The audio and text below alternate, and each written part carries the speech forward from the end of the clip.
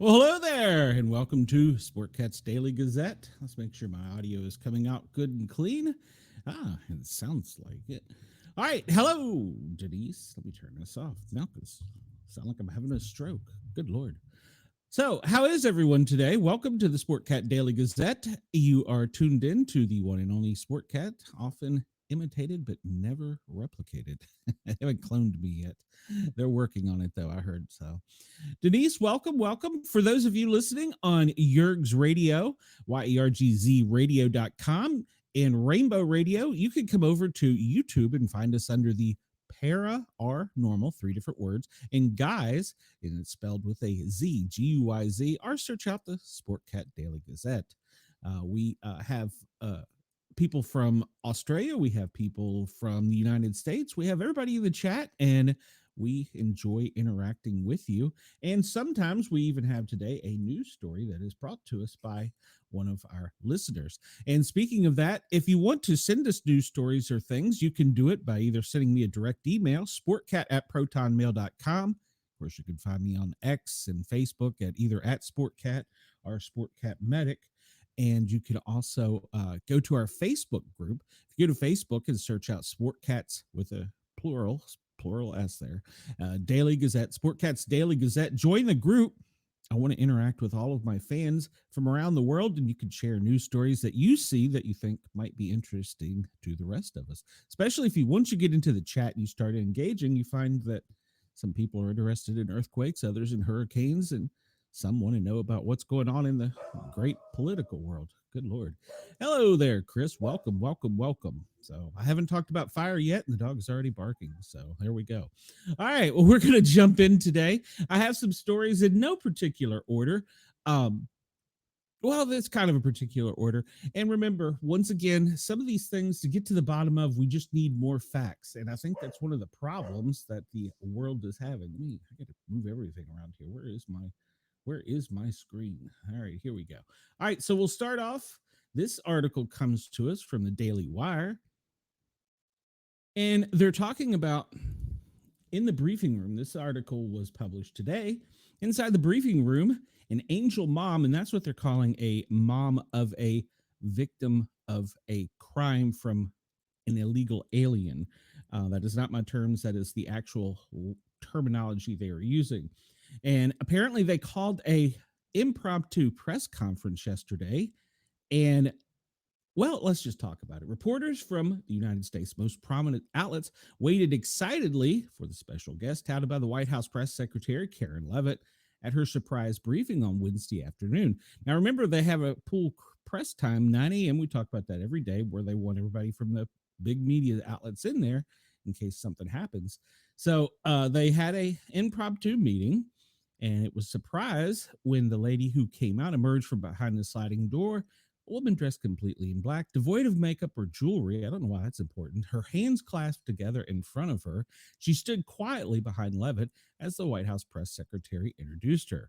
Her name is Patty Morin. She's the mother of a woman brutally slain by illegal immigrant Victor Antonio Martinez Hernandez as she was exercising on a Maryland trail. The 23-year-old murderer was arrested in June in Tulsa, Oklahoma, and charged with first-degree murder, first-degree rape, and Rachel Morin's death. Now, Wednesday, before a crowded room with legacy, now remember the term there, legacy reporters who repeatedly berate Leavitt over the deportation of illegal immigrant gang member Kilmar Abrigo, and I'm going to pronounce this wrong, Garcia, quietly shared her story. You could have heard a pin drop in the James S. Brady briefing room as she spoke. She goes on to say, as a lot of you know, the whole story about Rachel and about the crime that was committed against her, she said, even us, her family, we didn't know all the details. They kept most of it close to their chests, the detectives, because they didn't want to do anything to hurt the case. I sat for at least 2 weeks in her trial, and we saw her layer upon layer of evidence against the accused, an illegal immigrant from El Salvador, she continued, and things that we thought, well, maybe this might have happened. We didn't know, but when we were at the trial, we got all the puzzle pieces, and I want to share some of those things with you.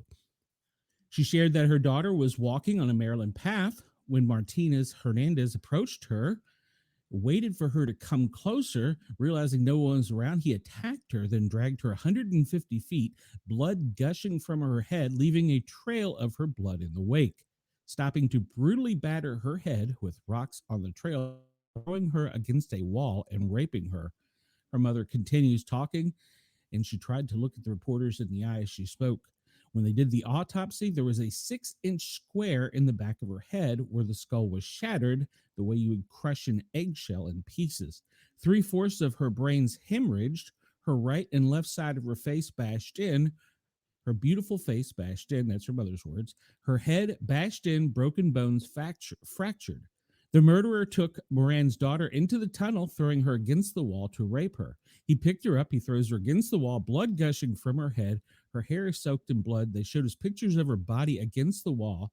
The blood outlined her clothes. You can see where the blood ran down around her as he was raping her. And then he threw her down and raped her some more. Then he strangled her because he didn't want her to be able to live to tell the story. This is a key part to this article. The reporters in the room were still, most of them, listening closely. Usually the reporters are busy on their phones as Levitt speaks, texting, emailing, preparing for more questions, and shooting questions. Their editors about her remarks on Wednesday. Most sat quietly listening as she spoke. I do not want my granddaughters to see these pictures, she said emotionally. These are the kind of criminals President Trump wants to remove from our country. These are the kind of criminals that we need to remove from our country. We are American citizens. Why should we allow people like this, violent criminals that have no conscience at all, to murder our mothers, our sisters, our daughters? The most powerful moment came as she left the room. Levitt had offered reporters a chance to ask questions, scanning the front row of legacy media repeatedly. No one raised their hands. Though some of the new media reporters in the aisles, including the Daily Wire, raised their hand. Keyword there. Nobody in the front rows, the legacy media, wanted to know anything about this story. She turned to leave, followed by Morin, but the angel mom was arrested by the voice of CNN's Caitlin Collins, who as recently as Monday pushed President Trump on whether he would return illegal immigrant Garcia to the U.S. from El Salvador. Thank you, Collins called out to the departing mob. Morin, and her thank you was followed by a chorus of other White House press saying thank you. Morin paused, looked back at the crowded room full of reporters. And this is her quote as she was departing. And we call this the doorknob thing. When you want to get the truth out of a patient or something that's going on, or it's that last moment when they have your hand as a responder on the doorknob. It's a psychological thing. That's when you get the meat. That's when they call you back in and they want to tell you. And so that's what we call the doorknob principle. And she says to the media as she was exiting to leave, please tell the truth, she pleaded to them. Tell the truth. Tell how violent it really is. It is more than politics, the bereaved mother said emotionally. It's about national security. It's about protecting Americans. It's about protecting our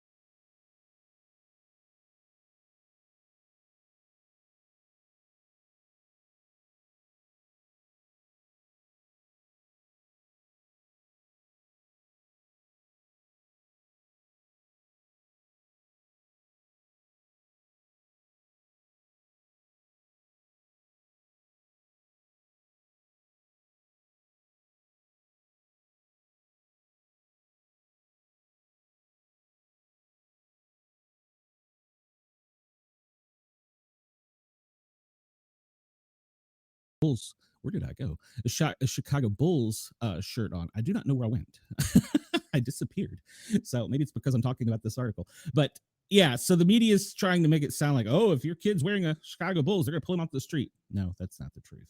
So uh, she also talked to the media about where he belongs in saying that Democrats are just destroying innocent Americans' lives, specifically Marylanders. I think that the illegal alien is exactly where he belongs, home in El Salvador, the DHS spokesman said in an appearance on Fox News. He was in our country illegally. He was from El Salvador, where he was born in El Salvador. And oh, the media forgot to mention he is an MS-13 gang member. So the media would love for you to believe that this is a media darling. They just some Maryland father. Well, Osama bin Laden was also a father, and he wasn't a good guy, she continued. These are her words, not mine. And they are actually both terrorists. He should be in El Salvador prison for terrorism. I hope he will remain there. And she also thanked the El Salvadorian president for his assistance. And I'm going to skim through this. He's a member of MS-13. You wouldn't want this guy to be your neighbor. He was involved in human trafficking and should not be in this country, she stated. That's according to the DHS secretary. And then we have a senator, Chris Van Hollins. He went to the country trying to see him, but apparently the El Salvador government did not allow him to. And he was saying that they're doing more. DHS stated that Senator Van Holm has done more to bring MS-13 gang members home, a human trafficker, an illegal alien, than he has to keep his American constituents safe or advocate for the victims of these gangs like MS-13.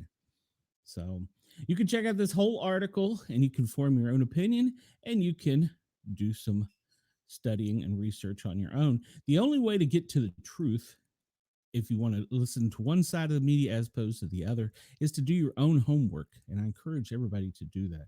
So let's see what we have here. Chris says, I have seen plenty of Bulls fans not be arrested here. Yes, Chris, you do live up there. I forgot about that. So, all right, so we're going to go back to another Department of Homeland Security article. This one comes to us from, where is this? From the Daily Wire.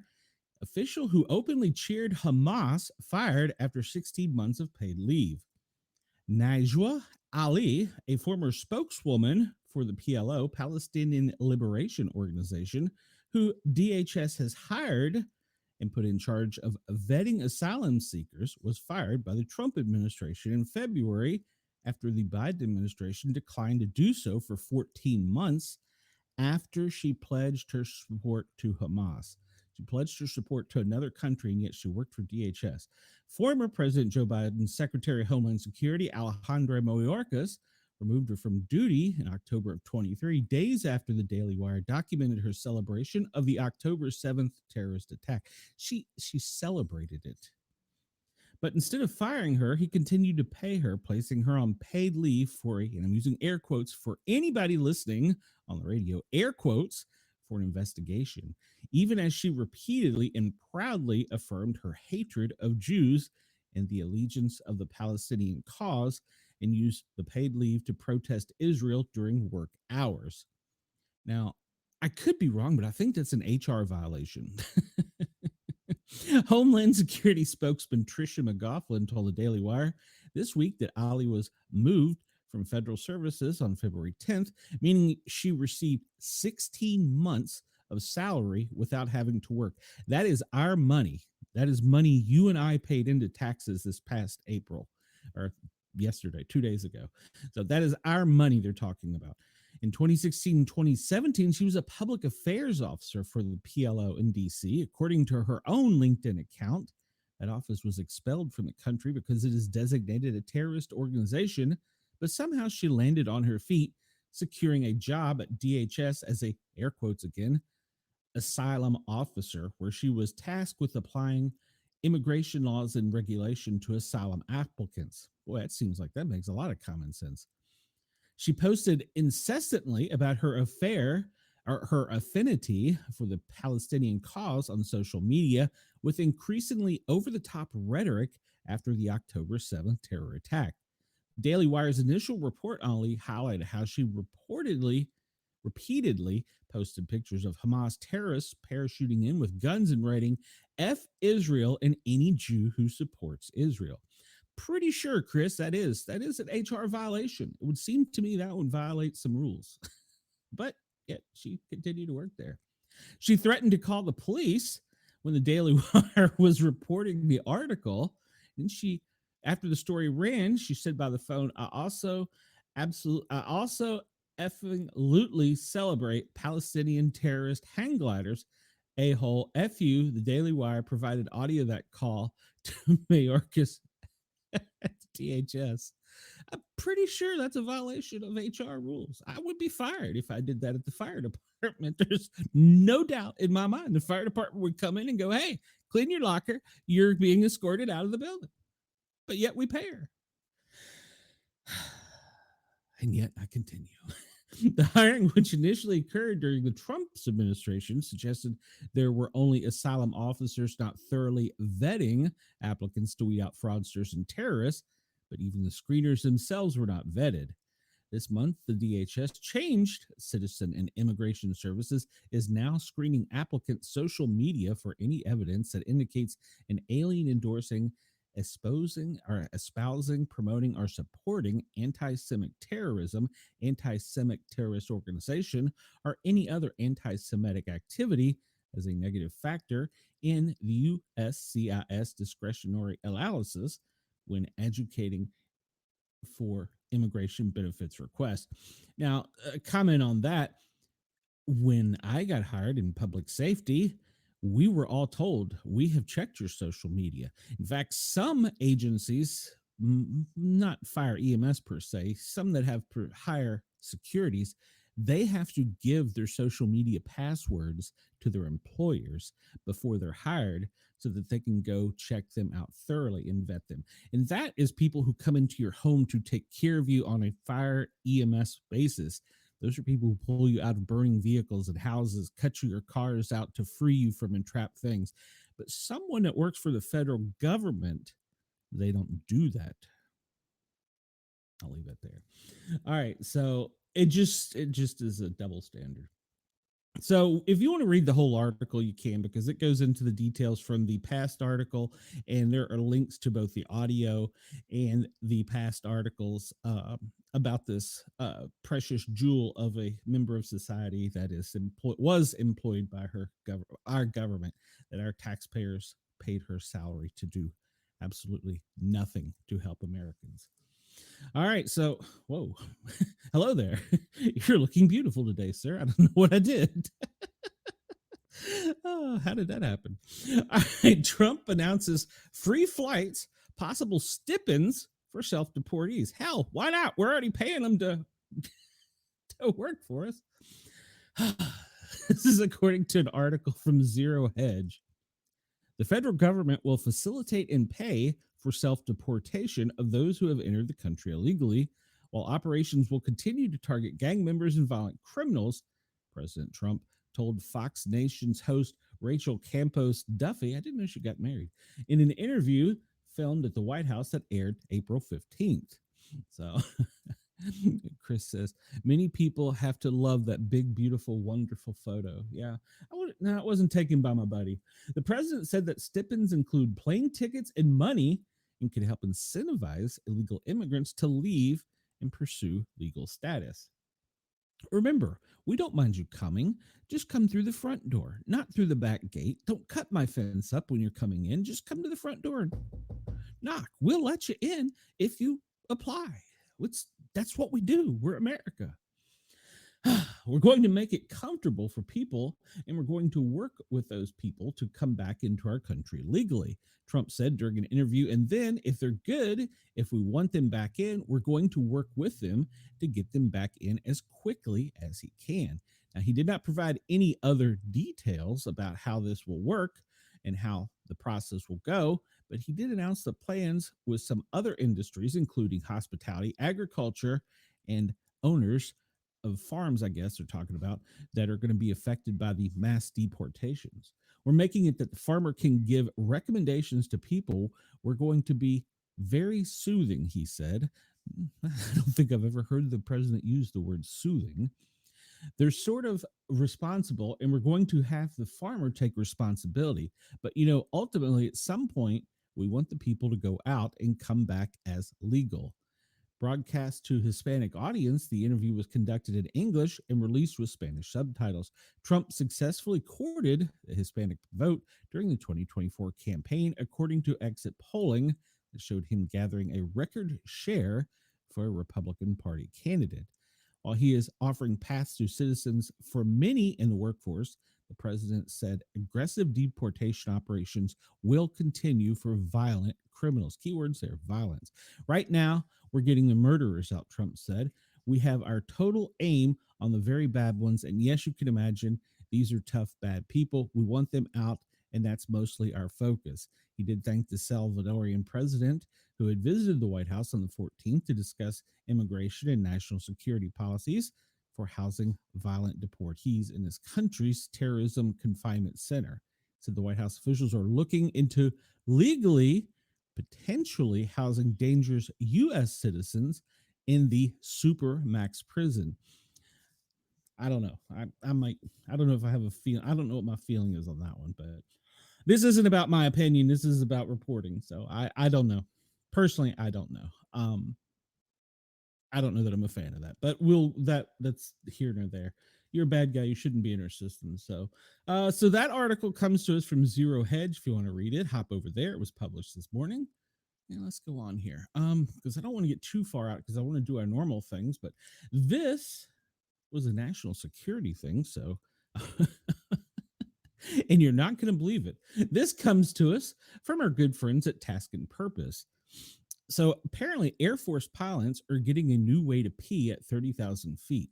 I wonder why they specifically highlight 30,000 feet. Can you only pee at 30,000? If you're at 50,000, can you not pee? I don't know.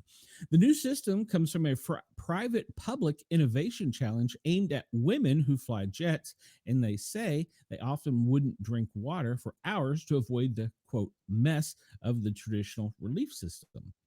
Believe it or not, pilots relieving themselves mid flight has become a national security incident. Did not know this. For decades, many military pilots who heard nature's call, particularly those who fly fighters, and especially women of those planes, faced an unpleasant reality. Use the decades old piddle pack. I don't know what a piddle pack is. Maybe I should search that. Or other devices designed for mid flight peeing, hold it the other way, which is kind of dangerous, are risking deadly dehydration by drinking so little water that you never need to go. But a new device dubbed the Advanced In-Flight Relief Universal System, or AirUS. You gotta love some of these military acronyms. Gotta pee? Go to AirUS. Developed through an Air Force Innovation Incubator program, may make it easier going for, well, just going. For as long as there have been planes in the sky, pilots in single seat aircraft like fighter pilots and others with ejection seats have had to unbuckle their harness and shimmy up from their seats to find a position that allowed for the relief. In rare occasions, the urge to go has led to fatal accidents, including one A-10 pilot who failed to restrap himself properly into his parachute after using the device to pee, only to be forced to eject later in that flight. Yeah, that was probably a shocking surprise there. But while mishaps are rare, drinking too much water is a daily struggle, particularly for women pilots who fly fighters, who have long found even traditional piddle packs, we're going to search that in a minute, to be woefully inadequate. Many say that they regularly fly while they are dehydrated, hurting reflexes and leaving them susceptible to G-force induced consciousness to avoid peeing. Yeah, because if you're dehydrated and they're already pushing that blood away and the G forces, ooh, that could be bad news. You can pass out. So I've had days where I have gotten on to the end of the runway and been like, oh man, I already have to pee. This is going to really be a painful day, a lieutenant colonel told the Task and Purpose on condition of anonymity because she is still on active duty. There are a couple of times that I've gotten on the ground and I'm just like, I'm really hoping nothing is wrong with my airplane and nobody needs to talk to me about troubleshooting anything because I'm going to, and I quote her, pee my pants. I need to get out of this jet as fast as humanly possible. 2023 survey of Navy flyers found that nearly 93% of female pilots and air crew stationed in California, Japan, and Spain said they would tactically dehydrate to avoid having to pee in the cockpit. Sometimes not drinking water on flights as long as 8 hours. Researchers have found that dehydrated pilots can have lower G force tolerances by up to 50%, leading to G force induced loss of consciousness, like we just talked about, a reduction in the physical and cognitive abilities, headaches, and altered vision. Not things you want to see in a pilot flying a multi-billion-dollar aircraft, dropping bombs at high speeds. There's nothing tactical about tactical dehydration, but that's what we're doing, said Shelley Mendita, a retired colonel and weapons systems officer for the F 15E Echo. All right, so piddle packs. Maybe we're going to get into the bottom of this with piddle packs. You know, we discussed some strange things on this show. Piddle packs. Tracy Lorate is a retired Air Force colonel, lieutenant colonel, who flew F 16s in Iraq. The F 16 seat, she said, is inclined 30 degrees with individual leg holes. A great setup for flying, not so great for peeing. I never thought about this. It's super comfortable. It's great for pulling G's, but you think about the fact that your hips are lowered, then your knees are elevated. It puts your body in the most advantageous position for taking personal business, she said. When I was there, I was the first and only girl in my squadron for many, many years, so I had nobody to follow, nobody to learn from. I kind of just had to figure it out on myself. The so-called piddle packs. Does it show a picture of this? I'm dying to see a piddle pack. I don't know why. I want to see a piddle pack. I want to see what a piddle pack looks like. Let's see. Well, it's basically a puke bag with cat litter or an absorbent pads. It's basically a flight sickness bag with looks like maybe a what do you call that seal top, like sandwich seal top. That's got to be horrible for the females.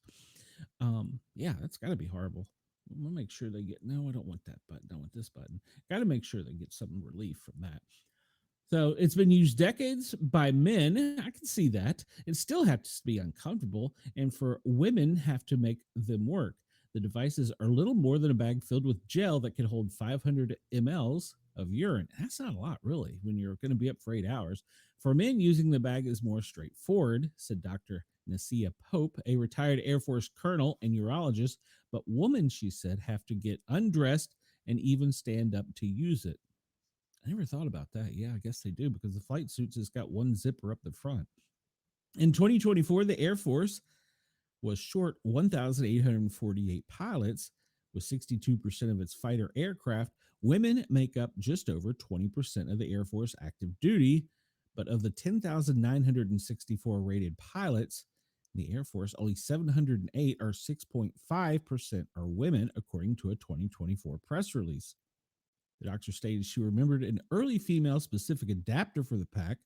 She found it not very helpful, so she opted to, and I'm quoting her, MacGyver her own solution by using an adult diaper as a pad and then tossing it into a gallon-sized Ziploc bag. Interesting. As a flight surgeon, Pope even recalled trying to practice at home with a female version of the piddle pack and just peeing all over myself every single time. By 2021, the Air Force began testing Skydrate, which had a pad for women and a cup for men worn beneath a certain type of underwear that was connected to a tube that led to a pump outside of the flight suit. The pump pulled urine into a collection bag where it would be stored until they finished the flight. But even devices with pumps were messy because women have higher, I'm using her words, quote, flow rates than men. Yeah, if you don't have a good flow rate, you check your prostate. So pump speed wasn't fast enough, so the female flow rate would overwhelm the pump and they would leak all over themselves, she said. There are lots of anecdotal stories of people flying wartime missions and they just pee all over themselves. They get down and they were just trying not to have anyone see them because they're covered in pee. They've been sitting in urine for 9 hours because they even tried using one of these. So the new device called the Air US began as a proposal for the 2020 Sky High Relief Challenge. Is that like the Mile High Club? Sponsored by Air Force Weapons and Innovation Exchange, or AFWERX. Good Lord. Air Force's Silicon Valley Business Incubator. The challenge called for a urine collection system that could be used by women and pilots for flight missions lasting up to 16 hours. They awarded a contract to a private company, Arion, to develop the device. The device eventually launched in January. Seems like it should have been done much sooner. New pilots arriving for Air Force flight training will get the device first, while operation units will begin to phase them in. The device comes with 5 different cups for women and 2 sizes for men, attached to a pump and a collection bag that can hold up to 1,800 milliliters. There we go. Are to 4 to 7 urinations, according to Colt Seaman. I'm not making that name up. I swear to God. Colt Seaman. That's a good porn name. Colt Seaman, founder of Arion, the company behind the device. The device also comes with dual net fabric underwear to make it more comfortable. Well, I guess we were always told that you can only wear cotton under your flight suit, and your flight suit is made of Nomex to protect you in case of a fire. So I guess it's cotton, dual knit. It's kind of reverse to what typical designing the military is. It's usually designed for males, and then, hey, yeah, we'll make it for females. This was the total opposite, Seaman said. We designed it for females. Now the males are asking for it too. Well, of course. The device was tested with pilots flying F-16, F-15, A-10, and F-35. It included aviators who were early in their careers, all the way up to lieutenant colonels. The pilots wanted 2 things: the ability to use it on demand and stay dry, said Jennifer West, a former Air Force nurse and medical advisor. The device has so far worked in the Air Force testing. A female fitment coordinator, Air Combat Airman Performance Branch, said they found that it did not hinder movements while pilots were doing critical flight maneuvers, such as close air support like airstrikes and defensive counterattacks, probably refueling.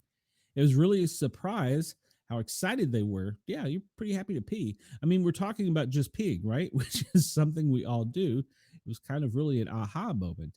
And Shelley Mendita, a retired colonel and weapons officer with the F-15, said she's worked on this issue since her first deployment in 2003, saw different devices come and go over the years, but this competition was a huge step forward.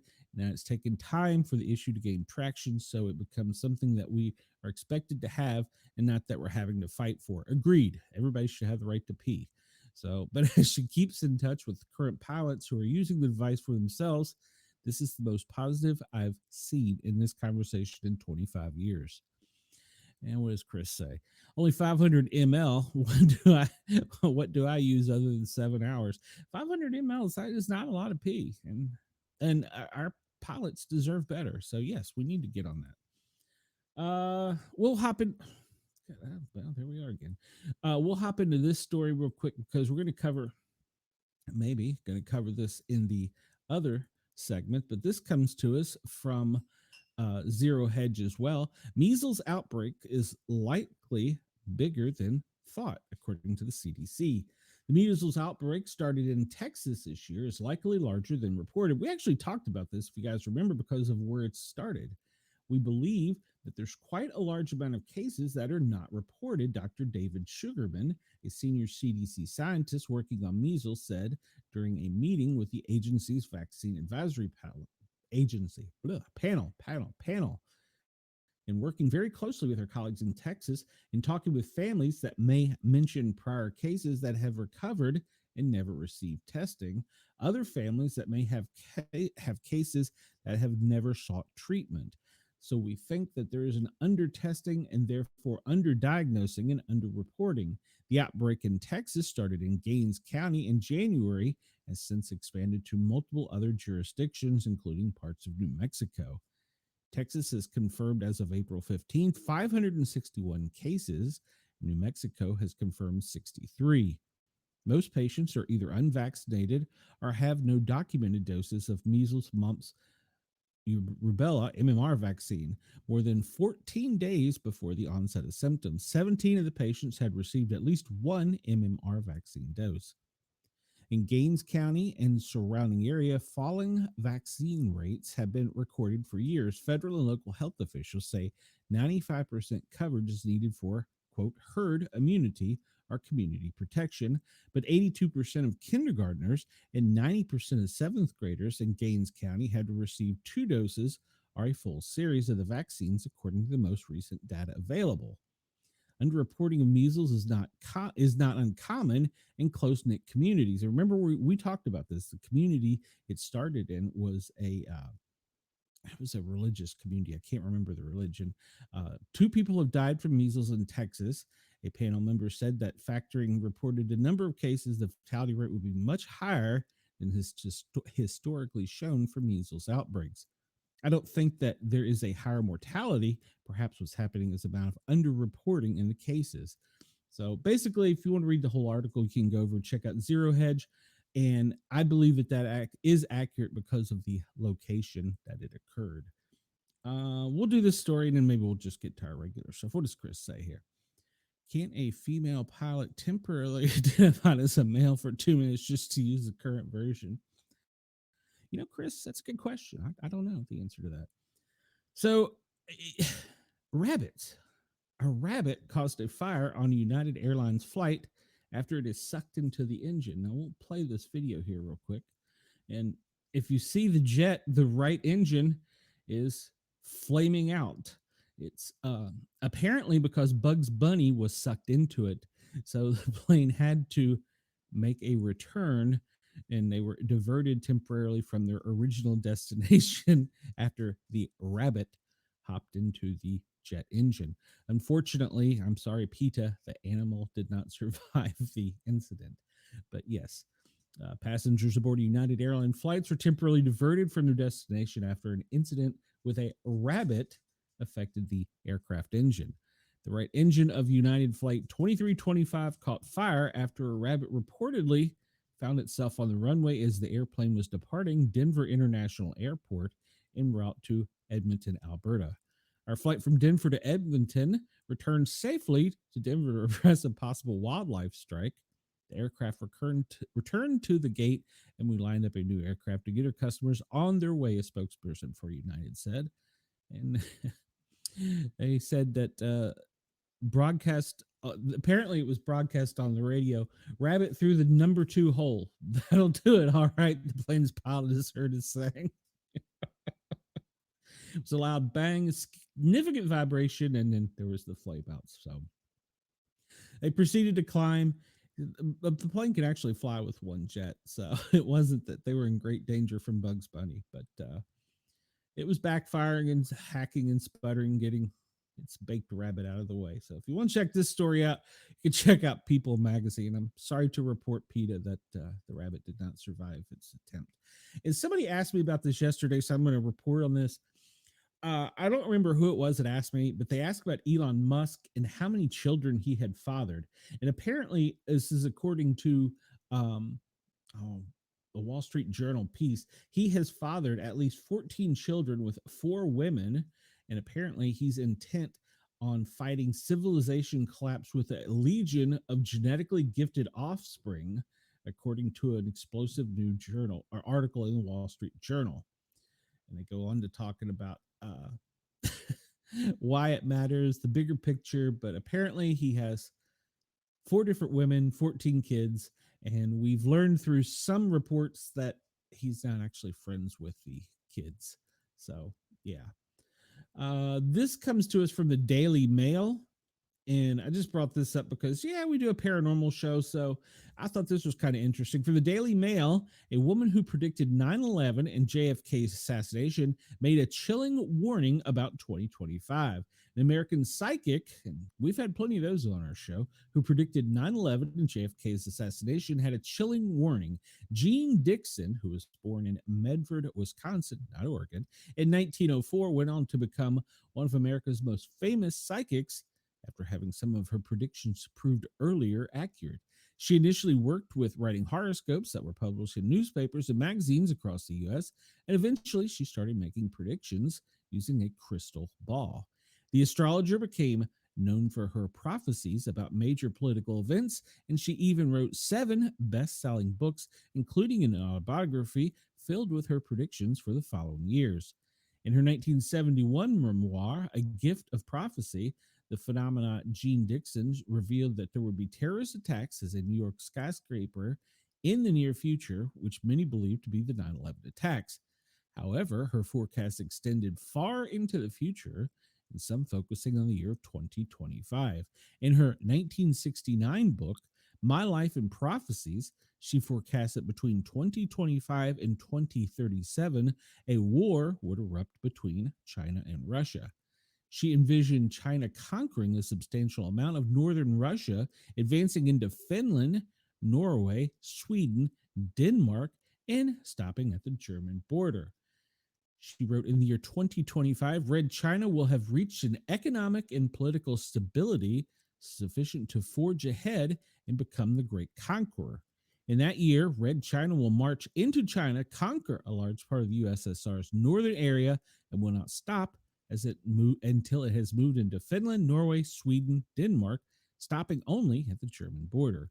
It will not invade Western Europe. By that time, however, Russia will also have expanded her direct sphere of influence. It will no longer be limited to the countries of Eastern Europe, but now include Libya, Ethiopia, Iran, and much of Africa. This war of conquest will last from 2025 to 2037. Meanwhile, it was her accurate predictions that JFK would be assassinated was started her ride to fame. She wrote in the May 1956 issue of a Parade magazine that the 1960 presidential election would be won by a Democrat and who would be assassinated or die in office. President Kennedy did win the 1960 election for the Democrats and was assassinated November 26, 1963. Suspect Lee Harvey Oswald was arrested around an hour after the assassination for the murder by Dallas police officer Jay Tippett. Oswald was then shot while being escorted into a car for transfer from Dallas PD headquarters jails 2 days later. We talked about that last night on the show, I believe. She predicted Richard Nixon would become president in 1968, would not finish his term, but he did go on to be the 37th president and began his inauguration in January 20th, 1969. But his presidency ended when he resigned August 9th, 1974, in the face of almost certain impeachment and removal from office, the only U.S. president ever to do so, forcing the Watergate scandal. Let's see. We'll go on here. But yeah, she's apparently predicted several things in 2025. China is going to attack Russia. I don't see that one happening because I think they're friends right now, but that could change. All right. Let's see. We will talk about this later about because we need to get on with our other stuff. But yeah, we'll talk about some of this later. And Wendell sent us an article there, and I'm just scanning through here to see if there's anything else real quick before we go. They have found possible signs of life, but it's 120 light years away, and 1 light year is like 1 million or 1 billion. I don't know. It's a high number of years. So. All right, let's get into our other stuff here so that we don't get too distracted from the day. But there you go. Come back here. That was the some of the basic frontline news and stories. All right, well, today is National Crawfish Day. It's National Get to Know Your Customers Day. And it's National High Five Day. So if you're out on the street and you see somebody, just walk up to them, give them a high five. It's National Cheese Ball Day. I like cheese balls. So you like cheese balls? It's National Haiku Poetry Day as well. So there you go. That's what today is. So go get your cheese ball. It's also National Ellis Island Family History Day. Interesting. So go get your cheese ball and your crawfish and high five somebody at the counter as they're getting to know you. There you go. All right. We'll get into our daily stuff. And for those of you listening on Yerg's Radio and Rainbow Radio and Radio X in Australia, I do want to encourage you to come over and join our chat. and hop in. We've got quite a few good people in here, and it's a lively conversation. And we base our show around what other preppers do is they tell you how you're going to die today. We're going to talk about how the adults are in charge, and well, you didn't die. You got another day of torture ahead of you. So we do a daily operations briefing, which is similar to what the president gets, except for we don't have the top secret mojo stuff. And we start off by reading out the daily operations briefing from FEMA. And so theirs is dated today, April 17th at 8:30 a.m. They are concerned with power outages in Puerto Rico. Yes, there's only 12% of the people in Puerto Rico that currently have power. They're monitoring heavy snow. Yes, we talked about that yesterday in the northern plains, critical fire weather in the southwest to southern plains, severe weather in the central plains to middle Mississippi Valley. And then, of course, we're going to talk about space weather, a geomagnetic storm. So hey, Northwest Wind, welcome. I'm so glad you're here. I am a huge fan of your channel. So, everybody that's on here, check out the Northwest Wind's channel. He has a great channel and he's a great person. So, thanks for coming over. We really appreciate it. And sometime I'd like to have you on my Wednesday night show. We'll talk about that off the air, though. So today, the only declaration request or activity was a request from, oh my goodness, this is from Iowa, Idaho. I don't know. We'll talk about it in a minute. I'm totally thrown off. Appreciate you, my friend. Anytime. Yes, I'm so glad. I'm so glad to hear from you. And yes, I'm glad to have you a part of the channel. We love you here. So, power outages in Puerto Rico. There's a place to go camping, but you might want to bring some good stuff with you because, well, they've only got about 12% of the people that have power right now. So apparently around 12:38 p.m. Eastern time, a widespread power outage occurred across the Commonwealth of Puerto Rico due to an ongoing loss of generation. You know, Puerto Rico continually has problems with their power grid. It's got something to do with the fact that it keeps getting blown over every few years, I'm sure. But yeah, so anyhow, they're worried that there's people that are affected with food, hydration, shelter. There's 78,000 people that have no water because of this, and the hospital and medical systems are on emergency and generator power, and water plants are operating on generator power. So there's no permanent damage seen, but they are trying to add units to resume service. As of 8:30 a.m., 899,000 customers in Puerto Rico were without power, are 60% of the total customers. All right, so my numbers were a little off. Four of seven tele 4 of the 7 reported communication sites were without power. Trains are out of services, with passengers being transported only by bus.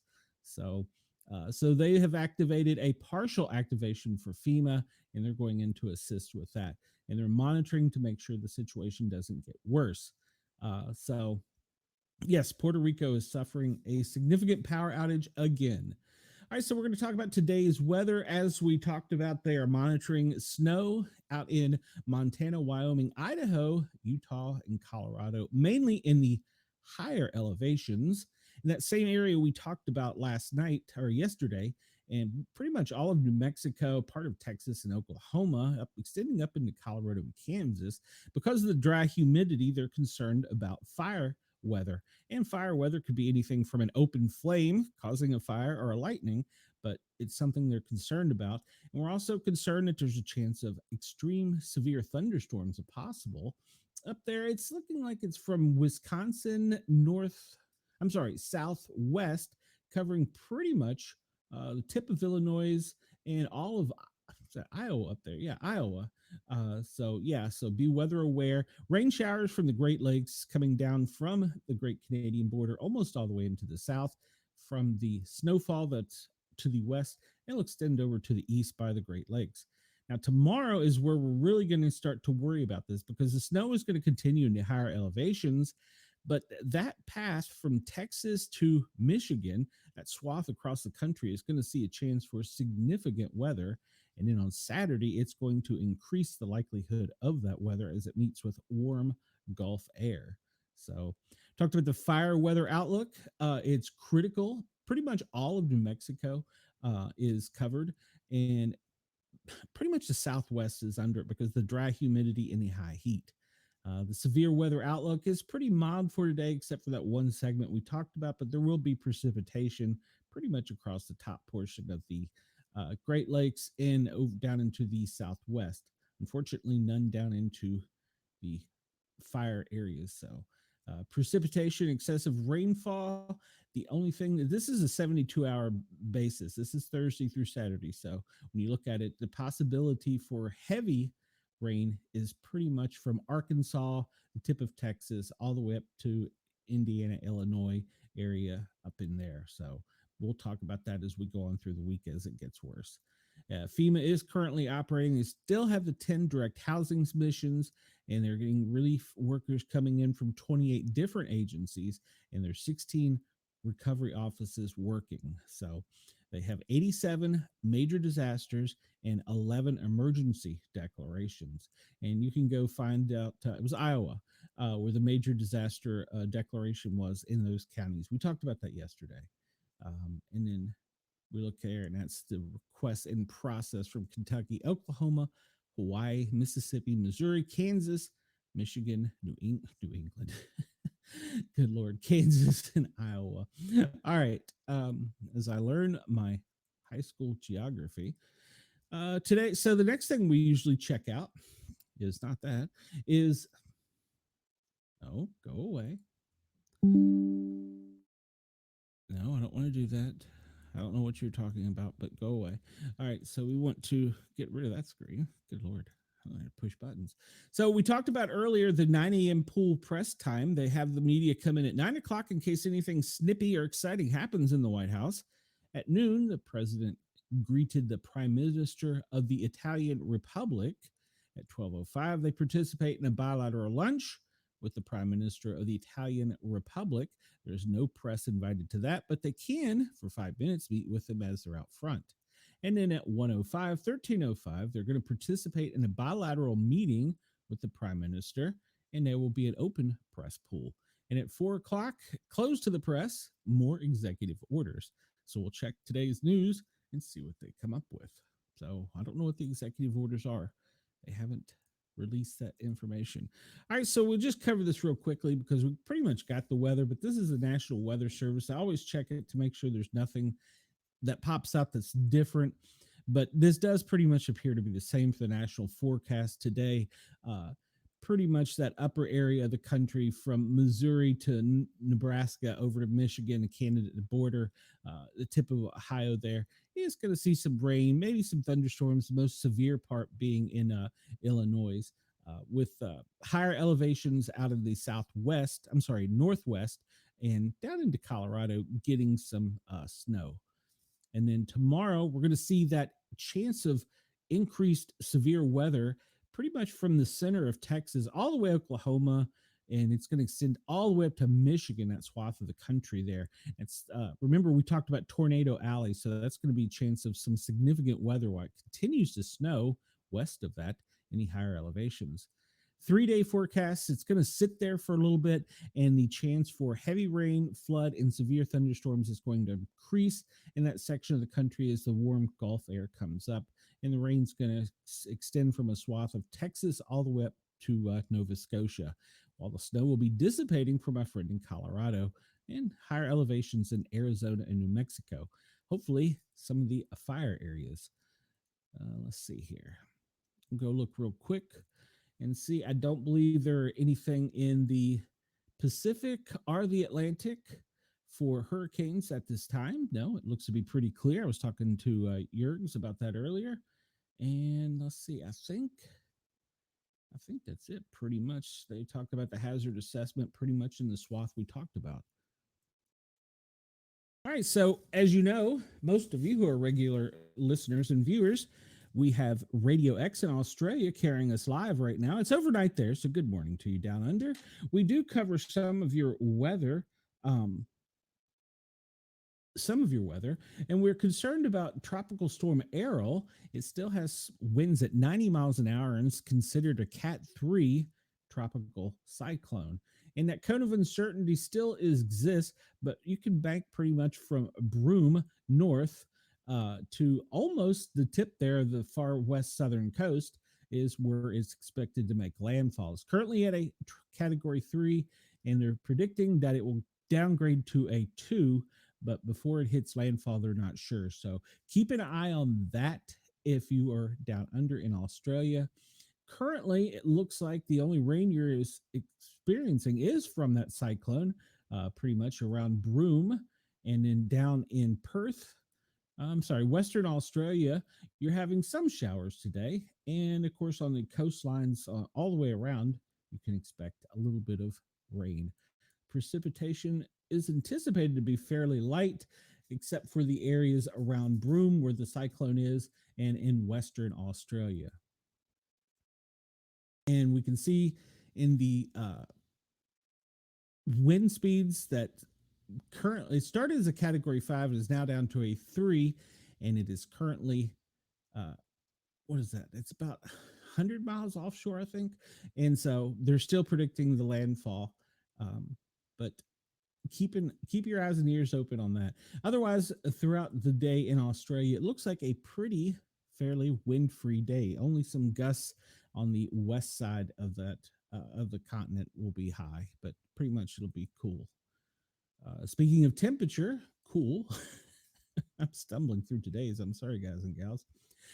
We do, unfortunately, I only do this in Fahrenheit. It's on the West Coast. You're going to be in the highs in the 80s, and in the lower part of Western Australia, the lower half, it's going to be in the 70s, dropping down to the 60s. Center of the country is only going to be highs in the 70s, and then along the northeastern coast, you're going to see a little bit of heat rise in the high 70s, but down in Melbourne, expect a 67, and Canberra 44 degrees. So all right. That is my butchered attempt at Australian weather. Sorry, guys and gals. I'm still learning some of these things. All right. So currently, we'll see what we have here. It's in the 80s in the Keys. It's 83 at Yerg's Radio. Up in Vermont, it is currently in the 40s. If you're over near Detroit, it's in the 60s. My friends in Ohio, it's in the 60s. And Amanda down in Louisiana, it's in the 70s. And my friends over on the East Coast on the Atlantic Seaboard, it's in the high 50s. Hop over to Seattle. It's always mild in Seattle. It's in the 60s and it's extending down. There's really the hottest part of the country today is the center core, and Texas is bearing the brunt of it, with the highest being in Lubbock and Odessa. So that's where the main heat is right now. 78 in Memphis. And we're currently sitting here in Knoxville in the 70s, and down in Atlanta, you're in the 70s. That's the current satellite. And this is going to be cool to talk about because we're going to talk about the constellation that we're not the constellation, but the brain cramp meteor shower we're expecting in the Aurora Boreal. So we'll talk about that. There's the current radar. We discussed that. I'm going to show a little bit more in detail on that. We'll look at the wind, but we've got the bigger one coming up. This one's cool, Chris, but it's not as cool as the other one. So, all right. And I noticed this last night, but the humidity that was here in Knoxville, it dropped last night tremendously. I mean, it dropped quickly. So the humidity decreased coming up off of the Gulf last night. I was kind of surprised by that. And Chris, here is our big, beautiful globe. No, you can export that as a PDF. Why would you want to do that? I don't know. All right, so here's our big, beautiful globe. This is, if you're listening on Yerg's Radio, Radio X, or Rainbow Radio, this is basically the world in real time. It's satellite photo. It does not have radar. It just shows cloud cover. And there's a big black spot down at the bottom of the globe that we've still yet to figure out. So you can go find this at the National Environmental Satellite Data and Information Service, which is a part of NOAA, and you can see the cloud cover, the day-night zone in real time. So there you go. We'll zoom in here, Australia, and we can see Earl is just kind of off the shore there doing its own little thing. So keep an eye on that. But that is this. We like to say the big, blue, brown, beautiful globe. You can find that over at the NOAA website.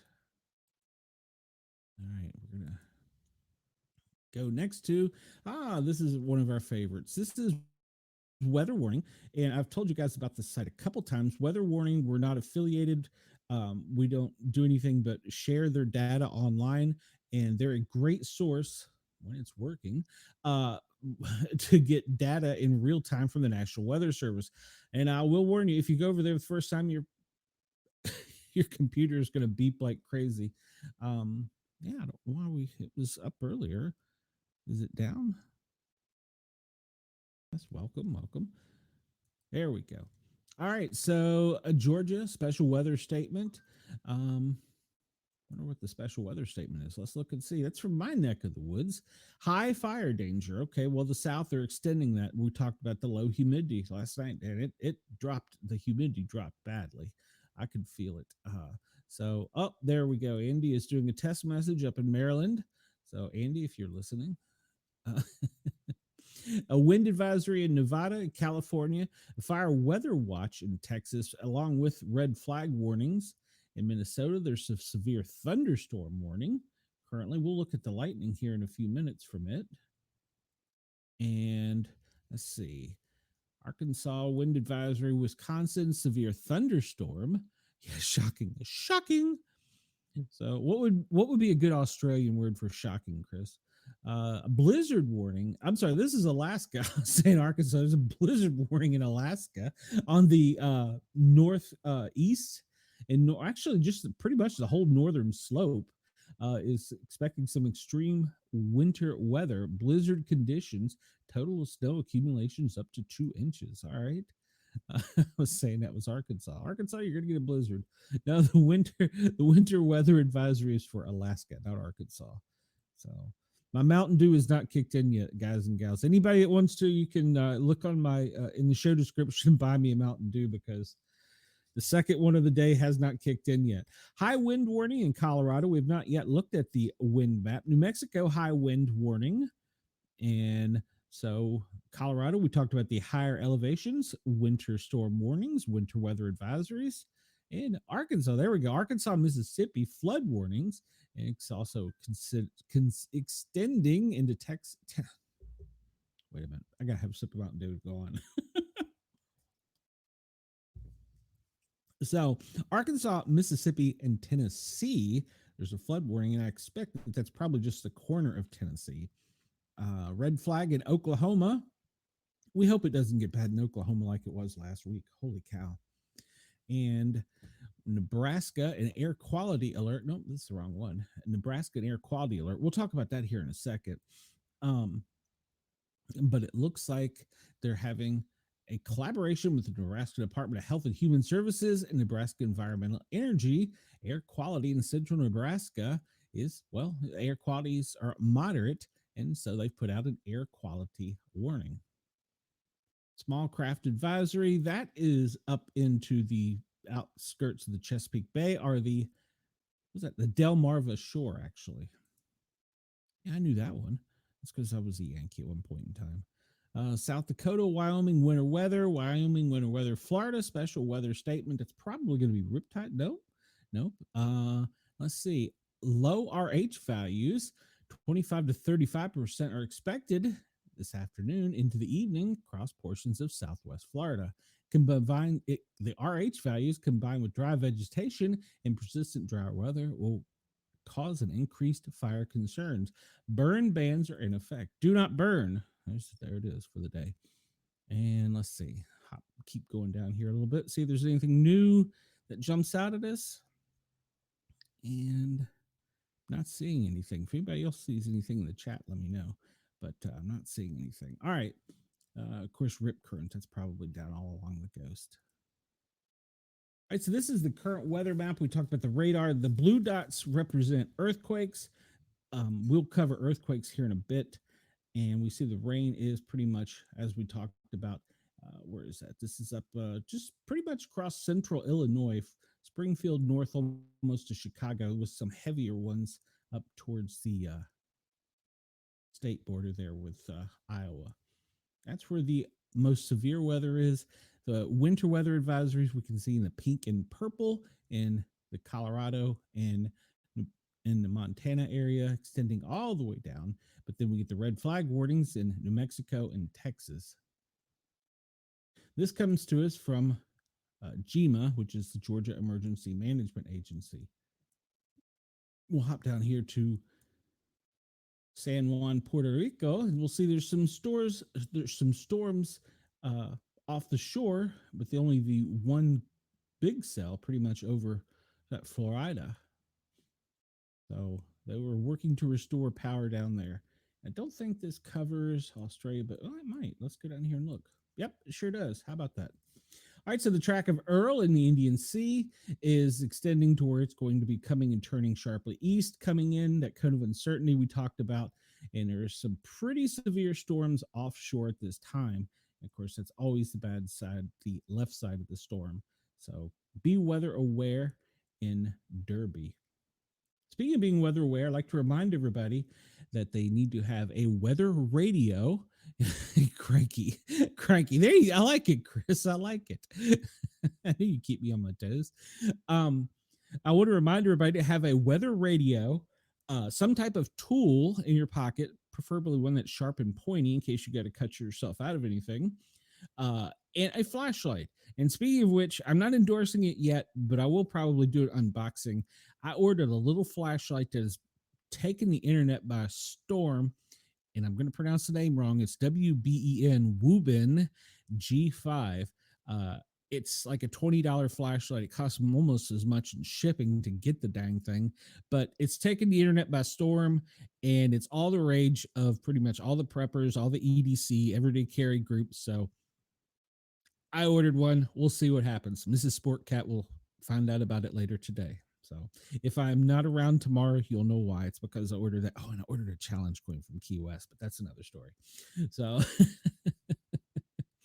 yeah, so I will give you a review on that flashlight, but everybody should have a flashlight nearby. I know Wendell said he ordered a case of them from Temu the other day. So this is the current wind map. This is not our favorite wind map, but this is our current wind map in the United States. And this was as of 1409, 209, which was about a minute ago.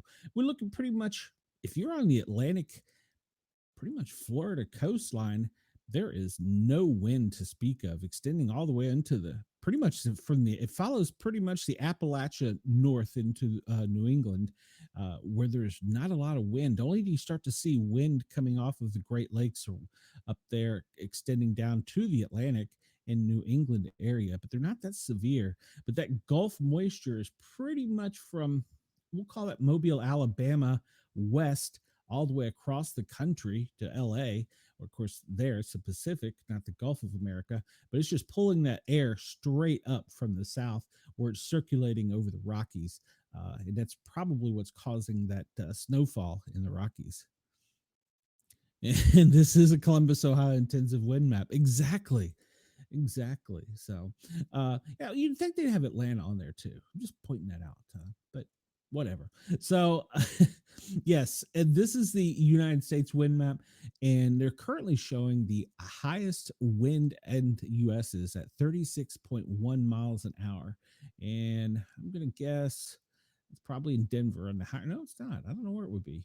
I thought it would be in Denver in the higher elevations. What is it in Chicago? It's 16. So, but yeah, well, it might be the turbulent air going across San Diego in the Sierra Nevada mountains. Maybe that's where it is. But that's your current wind map, and you can find that online. I think that is actually, what is it? FM hint.fm/wind. All right. So we said we'd look at the current lightning. And for those of you, especially Northwest outdoors, this is a good site to have because this is the current lightning map. And you can find this at lightningmap.org, org.org. And we can see that right now, the most intense storms are pretty much from LaCroix, extending to the southwest, almost all the way to Grand Forks, with it being just south of Largo, southeast of Largo, Fargo, not Largo, being an intense storm in southeast of St. Paul is where the main part of that current weather is. The little cell is currently down in Wyoming, uh, pretty much down there. Well, it's along the border of Colorado, um, with another small cell over in, where is this? Utah. This is down into the Wawa Mountain Wilderness area is where that storm is located. And let's zoom down here to see what Puerto Rico is doing. We overshot it a bit. It doesn't look like there's much lightning around Puerto Rico at the time. Most of the lightning is off in the Atlantic past Bermuda, which is good news. We'll go up to Alaska and see nothing up there, no lightning activity there. And let's see if we can see what's going on down under in Australia with Earl. You know, surprisingly, that storm is not producing a large amount of lightning. So um, the main lightning is offshore to the pretty much to the north of Perth. And down in the center of Western Australia, there's a small cell with some lightning activity. Interesting. I would have thought with that cyclone there would have been more lightning than there is. But there is lightningmap.org. You can go there and check it out. And if you're going to be doing any outdoors activity, it's a good site to have and a good site to keep up with. All right, let's refresh this one. This is the U.S. power outage map. And I'm kind of disappointed here because it is not showing Puerto Rico at all. And that's annoying because we know Puerto Rico is without power. Let's see if we can go to power regions. United States. No, it doesn't. Why do we not have Puerto Rico on here? I want to know. Inquiring minds want to know because it's showing most of the country is pretty much not having any problems with power. But we know that Puerto Rico is. So why are they not? It should be. We should have that. That data should be here because we have it for Hawaii, the Virgin Islands, but we don't have it. We have it for Alaska, but we don't have it for Puerto Rico. So, and we saw earlier that they were pretty much without power. I'm going to look around here and see if we can find region. Oh, no. Territories. See if that shows us anything. Puerto Rico. Well, this is obviously wrong because they're saying customers are without zero. So this site, maybe the site that gives them the data is without power because we just reported FEMA saying as of 8:30 this morning, 60% of the population of Puerto Rico is without power. So yeah, that's not right. Oh, mercy. All right. So we talked about space, and last night the aurora did not get as far south as they anticipated, but the geomagnetic storm did cause some problems in the Middle East and pretty much that whole area, Southeast Asia. But we see today that the activity isn't as significant as it was yesterday if you're looking at the bigger picture, and we're going to be able to see the northern lights really not anywhere in the United States today. So let's take a look at the we'll take a look at the storm and see they're talking that sometime they're expecting sometime on the 16th, which was yesterday. That was the major portion of the storm. Otherwise, it doesn't look like we're going to have a whole lot of geo activity. So the major disturbances will be up into the Asia region of the country or of the world. So that comes to us from the Space Weather Prediction Center in Boulder, Colorado. So there's really nothing to be concerned about coming from space today, except the aliens. The aliens are coming. All right, we do discuss air quality in the world, in the United States, and we see, down in Georgia, it looks pretty much from Tallahassee to the north, almost to Warner Robins, Macon area, some pretty poor air quality there. Actually, it's pretty bad air quality. Pretty much all of Georgia and Alabama are going to experience some moderate air conditions today, meaning that breathing for people who have any type of respiratory problem is, well, it's going to be hampered. So over in the Northeast, it looks pretty good for you guys. Chris, and for you over there, the Northwest wind, it looks like Ohio is going to have a little bit of trouble, moderate to trouble breathing. They call it moderate. I think it depends on your health conditions. Chris, you in Illinois, you're going to have areas of Springfield that are going to have some concerns. Of course, Chicago, with the worst today being, even with the snow, the worst today is going to be north of Cheyenne, Wyoming. That's going to be the worst spot for the Midwest. But the absolute worst in the country is down just north of Tallahassee, extending all the way north up to almost Warner Robins, to the south over almost to, well, it's past Dothan and down into Valdosta. Good Lord. And pretty much the panhandle down there of Florida, the Gulf of America. See, it says Gulf of America right there. So, all right. So that is that. That's your air quality map for today. And let's look at the one that I never believe, because I don't think they ever change this thing. This is Thursday, that is today, the tree pollen map. And pretty much where I am, Tennessee, you're going to die. It's red.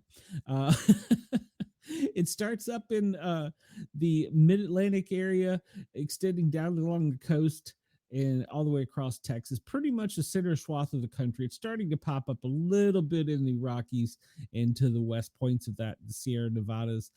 But the worst part, certainly right now, is the not the deep south, the center south, Kentucky, Tennessee, Southwest Virginia, and North Carolina.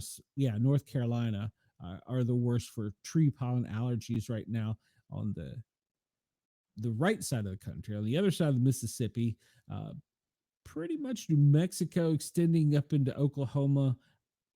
Yeah, parts, no, not past Oklahoma into Iowa. Some moderate air. I don't believe this. I don't believe this for a minute, because I tell you, it sucks. The air outside sucks right now in Knoxville. Scientists got a prediction wrong. What? Well, oh well, I will blindly go on believing everything they tell me. Chris, here's the way it works. You're hearing it from me on the internet, so it must be real. Isn't that the way it works? And I'm just reading them. I'm just reading a map, but I don't believe them for a minute. You go outside right now in Tennessee, you will die. It's yellow out there. But you get the weed pollen. Look at this. Weed pollen, none. Don't believe it. Don't believe it for a minute. It's horrible out there. Don't go outside if you're in Tennessee, is my message to you. It's you will die. Oh man, it is really bad out there. When I first moved to East Tennessee from the Washington D.C. region, never had a single allergy in my life. First year in East Tennessee, I thought I was going to die. It was so horrible. I used to make fun of the hay farmers, like stupid hay farmers. So, but it wasn't. Oh, there is a hay season, but man, pollen in the spring will kill you.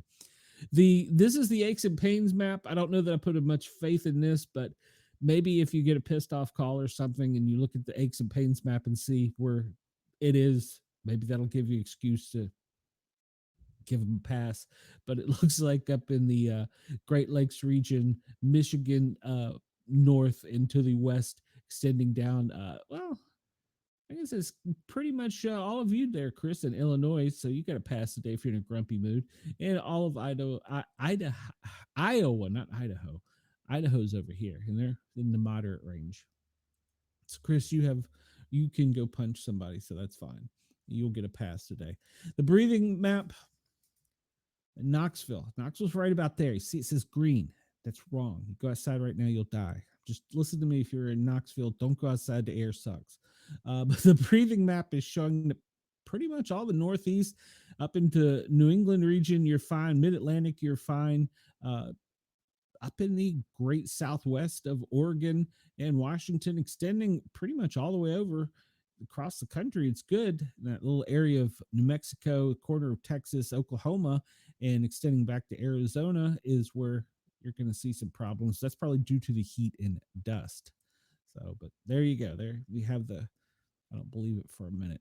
So since I've got myself riled up, let's take a moment to recognize, for those of you that are listening on Yerg's Radio, Rainbow Radio, or Radio X in Australia, especially in Australia, if you're amused by my stupidity, come over and check out our AI wind generated map. It is not our map. We're just merely showing this, and I recommend that you get some calm, meditative, maybe some Tai Chi music on, put some earbuds on listening to that, and get a 50-inch plasma TV. Paint your walls black, put blackout curtains on, and then put this up because this is the big blue, beautiful globe, and it is showing, AI is showing where the wind is flowing. You can also change this for those of you that might not believe that we have a big, beautiful globe or ball. We have a big, beautiful plate. You can change the setting to have it on a plate too. You can also see wave activity and and such. I'll show you here in a minute. But we look at the big, beautiful map, and we can move it around, and we see pretty much in the United States what we were talking about earlier. That dry area, pretty much from Mobile, Alabama, up to pretty much Chesapeake Bay down to Florida, is just dry with hardly any air movement. Most of the air movement is coming out of the Gulf of America straight up through the center of the country into our Canadian friends. And then from the Pacific coming over the Rocky Mountains, meeting up with that and going into Canada as well. There's one little front trying to push down into Canada. That is the one causing the snow that we're experiencing right now. Let's go down under and see what it looks like for them. And as we talked about, up where the storm is going to be the windiest areas of Australia today. And it's going to be pretty mild wind wise, except for maybe Western Australia down along the coastline. Otherwise, you can expect a pretty wind free day. And hey, they don't have a black spot down here, Chris. So we're not held up on a stick. You can go down under and look at that. I don't even know what to say about that. That it looks like a what was those things we played with in school where you moved the sand around and it had different colored sand and it made waves? That's what it reminds me of when you look at the bottom of our big, beautiful blue globe. Chris, you got me doing this. Go up top here to Antarctica. Or hold on, we gotta find it. I'm lost. I find my geography here. Hold on, there we go. Know where I'm at now. Up into Antarctica, and we look up there. It's not as defining as it is down south, the South Pole. Wonder why. Up here, it's where Santa lives. It's not a very windy day. So, all right. All right, enough of my silliness for one day. You can check this out for yourself if you want to see it. You can go to earth.nullschool.net and you can bring it up. You can make it in a big, beautiful globe. You can also, if you want to see what the ocean is doing, you can change it to see the waves. You can change it to see the different tidal path. This is good. The wind service showing the carbon dioxide. This is also good to show you for coming out of Africa, the dust storms and stuff. It also later during the year we'll probably use this where it starts talking about hurricane activity in the Atlantic. We can look at the particulates, which is if you're house cleaning, and then I'm not sure what this one is. It says space, wind surface probabilities, visible aura. Okay, so this is your aura map. Wow. So yeah, not a whole lot of activity today from the sun coming down on any of us being affected. Let's see. Currents. We did the currents. Did we not do the currents? We did the waves. Go back to the ocean. There we go. Currents and waves. We do the currents and we can do the waves on this. This is the currents, showing the currents right now in the Gulf of America, how they're kind of spinning, and it's kind of pulling off, well, from the pretty much the tip of Florida all the way up along the New England coast. So there you go. There's that. You can go check it out. It's a great site. Love this site. I wanted to talk about this since we've talked about flooding so much here recently, and it's actually updated today. Where the droughts are in the United States, because we've talked about flooding so much. I got to thinking, well, surely a lot of these areas must not be having a problem with a drought. We see that most of the deep south is good. When I say deep south, I mean Louisiana, Mississippi, Alabama, uh, Georgia, Florida, not so much. And then extending up into the mid-Atlantic Ohio region, pretty much we don't have to worry about drought. Now, along the coast, coming down from Vermont to New Hampshire, over the coastline, following that down through Virginia and almost all of North Carolina and South Carolina, there's some mild to moderate droughts, with droughts also being in lower Florida, pretty much the lower part of Florida from Tampa southwest. And over in the western part of the country, along the border, they have some extreme drought conditions. So that is your most recent update. We can see in Alaska, they have some drought conditions along the coastline. That's kind of shocking. And Hawaii has some mild drought conditions. And Puerto Rico, we either don't have any reports or don't care because it's not showing. What is wrong? We don't give any data about Puerto Rico. It's poor people. So you can find this at the U.S. Drought Monitor if you want to check it out yourself. And we will go on from there. This is wildfire.gov. This is our wildfire map. And we keep an eye on what's burning and where. Look down here, and we've got a prescribed burn in Florida. That's not new. It's still burning over in the Appalachia of Big Ridge, Rattlesnake, Bee Rock Creek, and those areas. That is along the Appalachia on the North South Carolina line from pretty much Virginia down, following the south side of the Appalachians. And then we have some fires in Texas, and Colorado is experiencing some new fires, and so is New Mexico. Phoenix and California always has some fires up there. Rocky Mountains, not too bad, but in Idaho and Wyoming on the western side of the Rockies, there's some fires.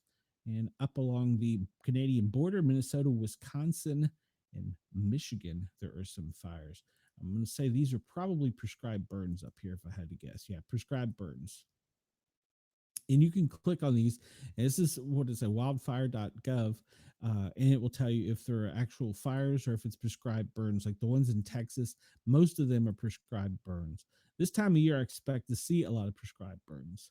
And it will start breaking out, getting really bad, like it is right now over into Carolinas later this year. So, but yeah, a lot of these fires currently are prescribed burns, which is good news. So we want to see the prescribed burns. So, all right, so that is the one map, but I'll show you the one I really like that shows you what's big, what's little. This is the NASA fire map. It's cool because it takes and uses satellite technology to identify flames and then send people out to see if something is burning. And then they identify it as a working fire. And they also tell you the difference between prescribed burns and working fires. And you can click on them and get data. Like, for instance, the Deep Woods fire in North Carolina is 3,969 acres and is not contained at all. So you can click on them and see any of the little red dots. That means that something has either been called in to the National Forestry Service or satellite has spotted it. It could be as simple as a brush fire in a neighborhood, or it could be a house fire. So we still have this in Knoxville. And I suspect that this is the Sharps Ridge fire that is just a little bit off with the satellite, because on the southern side of Sharps Ridge, the southern side of Sharps Ridge, they have had some brush fires. So I suspect that that's what that is. Down in Atlanta, Metro Atlanta, I don't really see any. Maybe up along, what is that, Lawrenceville, Sugar Hill one, but I don't see many fires there. And those are not confirmed, or they're small fires. They've only been reported. So, and you can see areas like, we'll see, look at this. We'll watch this in Tallahassee here, Valdosta, this area right here. We'll watch this and see if tomorrow this pops up as a fire, since there's so many reports of little fires, or hopefully they can get it contained. So up in Ohio, where my friends are up there, doesn't look like there's anything too major.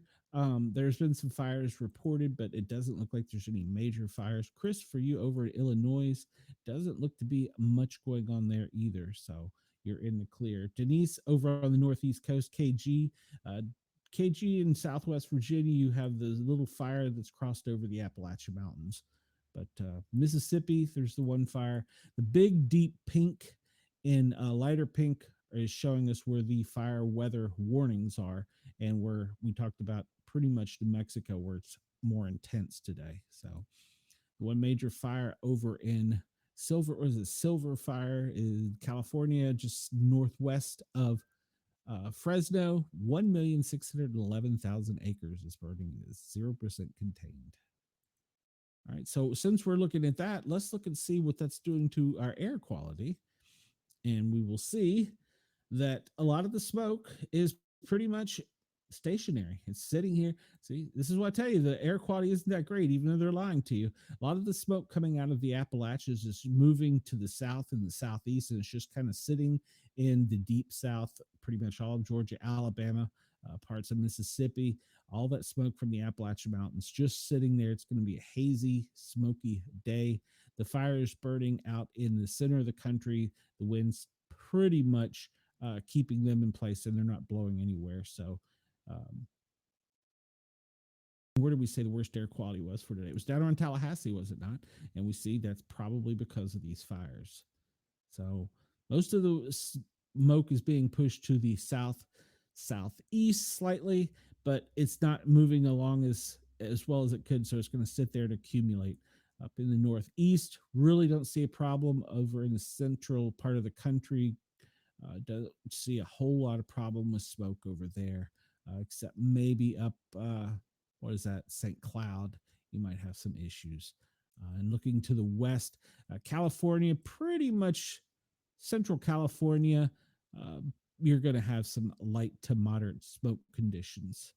And up in Seattle, in that area, it looks to be fairly clear. We'll zoom out slightly and see nothing too major. And I don't think we will get any information down under on this. I think this is just the US. All right. How am I doing on time? It's 2:34. All right. We're doing good. We got this, guys and gals. All right. So every day we talk about major events that have happened in the world. And since we were catching up yesterday, we caught up a lot. We talked about biological events. There were the honeybee and bear attacks in India. So be careful there. And that's something also in Tennessee we have to start worrying about is the bears coming out of hibernation. It's that time of year, and when they have their cubs, stay away. Do not go try and pet Smokey. He is not your friend. Every year, somebody gets attacked by a bear because they try to pet them. Man, stupid people. We talked about the measles outbreak in Texas, and let's see. This was overnight for us in Australia. One dead, 12 infected after a Legionnaire's outbreak in Sydney. That's interesting. All right. In Africa, a chicken I don't know, outbreak kills 6 on France's Reunion Island, and that's in Africa. Okay. In Nigeria, death toll hits 127 in Nigeria. And critical infrastructure. Why do they not have Puerto Rico listed here? Puerto Rico should be listed there. Let's see. Cyber attacks. The Russia Federation hacking group Anonymous has targeted Russia, demanding the release of the Trump files. What? Okay, we'll leave it at that. What? Armenia, shots fired by an Al Jazeerian near Armenia's Kalzavan border village. All right, so that was overnight. Yemen Houthi missiles. Well, yeah. Yemen Houthi, we'll just leave that one alone because it's going to keep going. Nigeria, 13 killed, 50 houses burnt in an attack overnight. And mass displacement, nothing new yesterday. We talked about the 4 Pakistanis among 11 dead as the migrant boat capsized off the Libya coast. Talked about that yesterday. In the United States, triple stabbing, and I've talked to my guests and fans about this. The stabbing incidents are going to be increasing. Triple stabbing in Inwood leaves 1 man dead, 2 others injured, and that is in the U.S. Where is that? Inwood, where is that? Let's pull this up real quick. That was new to us. 1 person was killed, 2 others were injured in triple stabbing in Manhattan on Wednesday, according to police officials. Stabbing happening at the intersection of Broadway and Inwood. And a 20-year-old man was slashed in the neck and taken to Harlem Hospital. A 24-year-old man was stabbed in the neck, and a 21-year-old male was stabbed in the hand and back. Both were taken to New York Presbyterian Hospital by private means. The 24-year-old died from his injury. So the 24-year-old man was stabbed in the neck.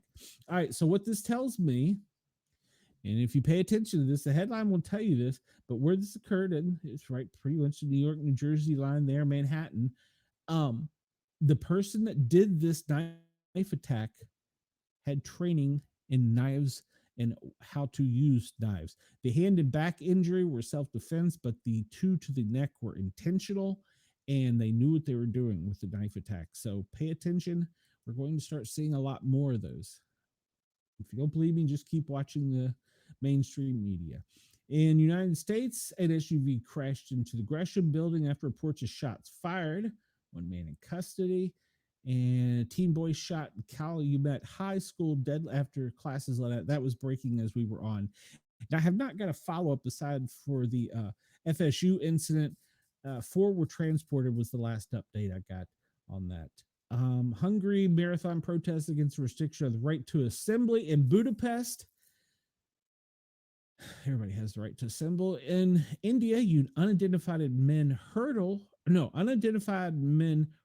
crude bombs in Odisha's Birdik with 7 injuries. So that's in India overnight. All right, well, bombs. They were hurling bombs. How do you hurl a bomb? All right. We know about Ukraine, Israel, the Middle East. United States explosion destroys a building at Northrop Grumman facility in Utah. That's new. We didn't hear anything about that. Let's pull that up real quick. An explosion ripped through a building in Northrop Grumman Rocket Garden in Elder County, Utah, early Wednesday morning. The Box Elder County Sheriff's Office confirmed the blast occurred at approximately 7:38 a.m. local time. The video provided to Fox 13 Local showed a plume of dark smoke rising from the site, with residents in the area reporting the explosion shook nearby homes. Officials said the cause of the explosion remains under investigation. A photo released by the Sheriff's Department shows extensive damage, indicating that the structure involved in the blast was likely a total loss. As of Wednesday afternoon, no reports have been issued regarding a hazardous substance in the air. Authorities said there were no indications the incident posed an immediate threat and risk to nearby communities. This time, we are not aware of any injuries, but that may change as our investigation continues, according to the sheriff. All right, so apparently in the advanced propulsion system building, there was some type of explosion. There was potential for exposure of rocket propellant and related chemicals, but it did not involve a solid rocket booster area. But apparently, they had a mishap at Northrop Grumman. Good Lord. So, and of course, we will never know. We will never know what really happened. That's the American way. We will never know. All right. Let's see. Canada, 2 injured in a fire at Winnipeg Industrial Facility. That was that was the other day. And outdoor fires. We talk about a lot about the outdoor fires, but we pretty much just say Africa, Asia, Europe, Mexico. You're experiencing some things. Earthquakes. We'll get into that here in just a minute. For Wendell, volcanic eruption, Kilauea erupted. We'll talk about that. I got a new website I found for that Wendell like. Flooding. We talked about that. Breakdown of energy. Power outage. We talked about that for Puerto Rico. Let's see. Nothing new there. Nothing new there. United States family of 5, including 3 children, found dead in Ohio home from carbon monoxide poisoning. I'll pull that up real quick because I would like to emphasize that everyone should have a CO detector, carbon monoxide detector, in your home, and it should be checked regularly. 5 people, including 3 children, were found dead inside a home in Ohio. What authorities have determined was a case of carbon monoxide poisoning, according to officials. The bodies were discovered shortly after 10:44 a.m. on Tuesday when a family member called 911 to report 5 unresponsive individuals. Now, when we get a call as a responder to that many people, usually if it's more than 2, little spidey sense should be going up, indicating that there's something going on. You need to have a full hazmat response, that there's something going on if you have that many people sick and injured in one spot. So they went out there and have determined that they found 3 children dead inside a home. This could have been probably, I won't say I couldn't happen or wouldn't happen, but probably could have been mitigated if they had had a carbon monoxide detector. So our thoughts and prayers go out to them. They're saying that the family had been using a generator inside a home following a storm-related power outage the previous day. So it's truly heartbreaking, according to local officials. And I want you to join them in prayer for the lives lost. Do not operate a generator indoors. And please, please, please have working carbon monoxide and smoke detectors in your home for you and your family's safety. Let's see here. Traffic incident: a helicopter crashed in Melbourne. And there's also, well, we talked about the flame out. They didn't really list that. The Bugs Bunny hitting the United Jets. Uh, United States accident in a fishing tournament in Alabama kills three. Wendell had actually sent me this story, but I'll pull it up here. Two boats collided during a fishing tournament Wednesday in Alabama, killing three people. Officials said Major League Fishing said in the statements that a boating accident occurred during the second day of the Tackle Warehouse Invitational held on Lewis Smith Lake, a popular recreational destination about 70 miles north of Birmingham. The Alabama law enforcement agency, which is investigating the crash, said a bass fishing boat struck a center console type vessel early Wednesday morning. Three people aboard the vessel were killed. Neither the state agency nor Major League Fishing released information about what led to the crash. Major League Fishing said in a statement that competitor Flint Davis was involved. State agency also said Joey M. Broom, 58, of Altoona, was fatally injured in the collision. John K. Clark, 44, of Coleman, and Jeffrey C. Little, 62, of Brandon, Mississippi, were thrown overboard and therefore drowned. They just said this is a heartbreaking moment for our entire organization. That's from a Major League Fishing executive statement. And our deepest condolences go out to the families and those affected by this tragedy. And I believe they canceled, yes, they did. They canceled the third day of events in Major League Fishing. So, see, just being fishing can get you killed in the United States. All right, so let's see. Over in the Congo, a boat catches fire and capsizes, leaving 50 people dead. We talked about the cyclone spitting in the Indian Ocean. We talked about the other one. Let's see. Droughts we covered already. Sandstorm in Iraq. Yeah, sandstorm's bad. And we talked about hail yesterday, but apparently in Kansas, in Glen County, in Miami County, there was some extensive hail damage. Lightning, we talked about. Let's see. Thick fog. I still don't understand thick fog. I need to research that more. Let's see. I think that's pretty much all of the event list. We'll pull this map up. This is a big, beautiful, colorful map that pretty much shows us the exact same things that we talked about. You can zoom out and get things in the other parts of the world, like flooding in Iceland, up in Antarctica. What is that up there?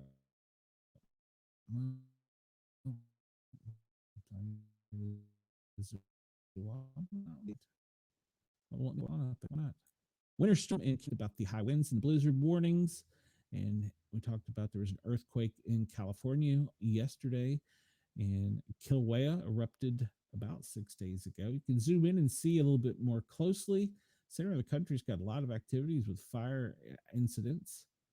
And but this is pretty much just shows us the same thing. Hold on, I gotta stop that. All right, so pretty much this shows us the same things we were talking about. Let me push another button before this gets carried away. That is my grandson trying to call me and join in, but I can't have my grandson calling and join in at the moment. You all might like it, but I don't know that I'd like it. All right, so you can zoom out and see incidents worldwide. Uh, we'll see. We'll zoom into Australia. We talked about Cyclone Earl. What do we have over here? Wildfires southwest of Timber Creek. This is talking about fires in the Northern Territory and fires in the Queensland. They're a couple days old, so there's nothing new there, really, it doesn't look like. And coastal surf advisory, large coastal surf in Queensland. Okay, that's a new warning for us. We don't see those too often. And flooding in Revine in the center of Queensland. All right, so there's that. And what's on here? Let's scoot. I want to show you some new toys we found. All right, this is from the Global Disaster Alert and Coordination System, and this shows in real time where the most recent events were. And we talked about pretty much the earthquakes, tropical cyclones with Earl. We talked about flooding in Africa, volcanic activity. Wendell will discuss that here in just a minute. Um, so we've pretty much covered all that, but you can go check it out. Sometimes you will see something that pops up on one that doesn't pop up on another, kind of like the Puerto Rico incident. I don't understand why Puerto Rico is not being reported more intensely. All right, let me refresh this. This is one of Wendell's favorite. It shows us where the earthquakes are in the world. Anything greater than 2.5 in real time. And the most recent one is in Kimby, Papa. And I'm going to say it's in New Guinea. It's the most recent one of a 4.7. And let's see, the next largest one was the Galapagos Island of a 5.2, a 4.9 down in Timor Leste. It's in Asia. And Tonga had a 4.9. Indonesia had a 5.6. All right, so we'll go back here to the beginning, and you can see that the most recent one, well, that one right there is in Astrica. Wow. Africa? No, it's Alaska, not Astrica. Oh, goodness gracious. And it was, what was it? It was a 2.8, Pedro Bay, Alaska. Oh, goodness gracious. I can't. I just can't. Is it Monday? What day is today? All right, Wendell, I found this one for you. I think you'll like this one. This is an interactive map of volcanic activity and earthquakes worldwide. And you can zoom it in and you can look at all the volcanoes and earthquakes. I know you're going to ask about Wyoming. Let's see. Wait a minute, hold it here. I got backed up here. I thought maybe it was your dog. Nope. It was my grandson calling. He wants to talk online. He's got an iPad and he's learned how to do FaceTime. So yeah, well, yeah. All right, so Wendell, you'll love this map. It's an interactive map of volcanic and earthquake activity worldwide. You can click on it, you can zoom in, and it'll give you information on things that are going on in real time. And so the volcano activity is something we really don't talk about a lot here, but we see that persistent down in South America, almost pretty much all the way Colombia to Peru, and down in Argentina, Bolivia. Over Africa, Ethiopia, you have some activity, volcanic activity. Up in Europe, you have some volcanic activity. And in Australia, you don't have a lot of volcanic activity, but you do have to the northwest a lot of, well, no, I take that back. You do have volcanic activity, but most of your activity is earthquake related. But you can pull this up and it will give you the most recent data and real time. No, don't, wrong button. Uh, Central America does look like it's all volcanoes. Chris, from flying over that, we flew through, well, I guess we didn't fly through, we flew around and over in South America, volcanic activity. And that ash to a plane is deadly, but it was really cool seeing from the sky. So I did get to see that. When I was a flight medic, I got to see several incredible things. We got to see the actual last space shuttle launched. We got to see it off the coast of Florida in a holding pattern. And so we could see it from around 40,000 feet, and it passed overhead the last space shuttle. Hello, Brenda. Good morning. Hood morning. Well, I don't know if you're in the hood, but good morning, Brenda. Welcome. So this is the interactive map of volcanic and earthquake activity worldwide. Thought I turned him off. I'm gonna have to answer him eventually. So, all right. So let's see. All right. So Wendell, I know you were gonna ask Yellowstone Observatory. Yes, Wendell. No, not that button. This button. Wendell, the Yellowstone Volcanic Observatory monthly update. This was dated April 1st. And they're summarizing that the Yellowstone activity remains at background levels with 70 located earthquakes in March, the largest being 2.2, indicate a small amount of subsidence in early October. Although a major eruption of Steamboat Geyser did not occur in March, frequent minor activity started in early March and lasted throughout the month. The pattern of activity suggests a major eruption will occur within the coming week. Talked about seismic activity according to Utah seismic stations, and the greatest one was a micro earthquake at 2.2, 6 miles north of West Yellowstone, Montana, on March 20th. And they've had two swarms of earthquake, and a swarm of 22 earthquakes is located 6 miles west of Yellowstone, Montana, during March 3rd and 4th, with the highest with the largest earthquake in the sequence was a magnitude of 0.55. Swarm of 11 earthquakes occurred 6 miles north of West Yellowstone, Montana, during March 19th through the 22nd. And you can look at the data there. So they're saying that something could happen, but something may not happen at all. So there you go. But there is your Yellowstone activity report. That is fresh today from the United States government site, the USGS. You can go check out their volcanic activity updates. All right, we talked about this yesterday. We really didn't have time to cover it. I don't know that we will today for the people in Jurgens Radio and Radio Australia. Yeah, I had never heard that term either until I was researching this for Wendell. Swarms, and I guess they're micro where they're smaller than 2.2, and they come in clusters, kind of like a cluster headache on Earth.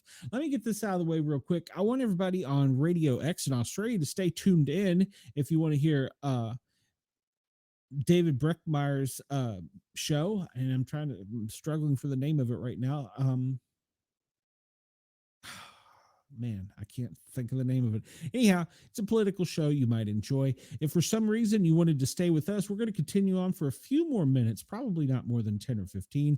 Come over and find us on YouTube. And actually, I really do need you to come over and find us on YouTube because I need some subscriptions. I need some views. I need to hit that thumbs up button and get this spread out and around the internet so people know that we actually do something over here. Basically, me just pontificating and talking for 2 hours. But some people enjoy it. So you can come over and subscribe. I really need your help to get monetized. So come on over here.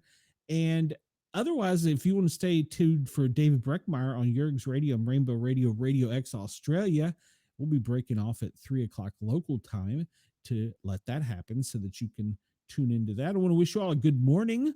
We will be here with you tomorrow overnight in Australia. So at 3 o'clock when we drop you guys, I hope you have a good day, and I will see you tomorrow. Continue on. We're going to look at the map page.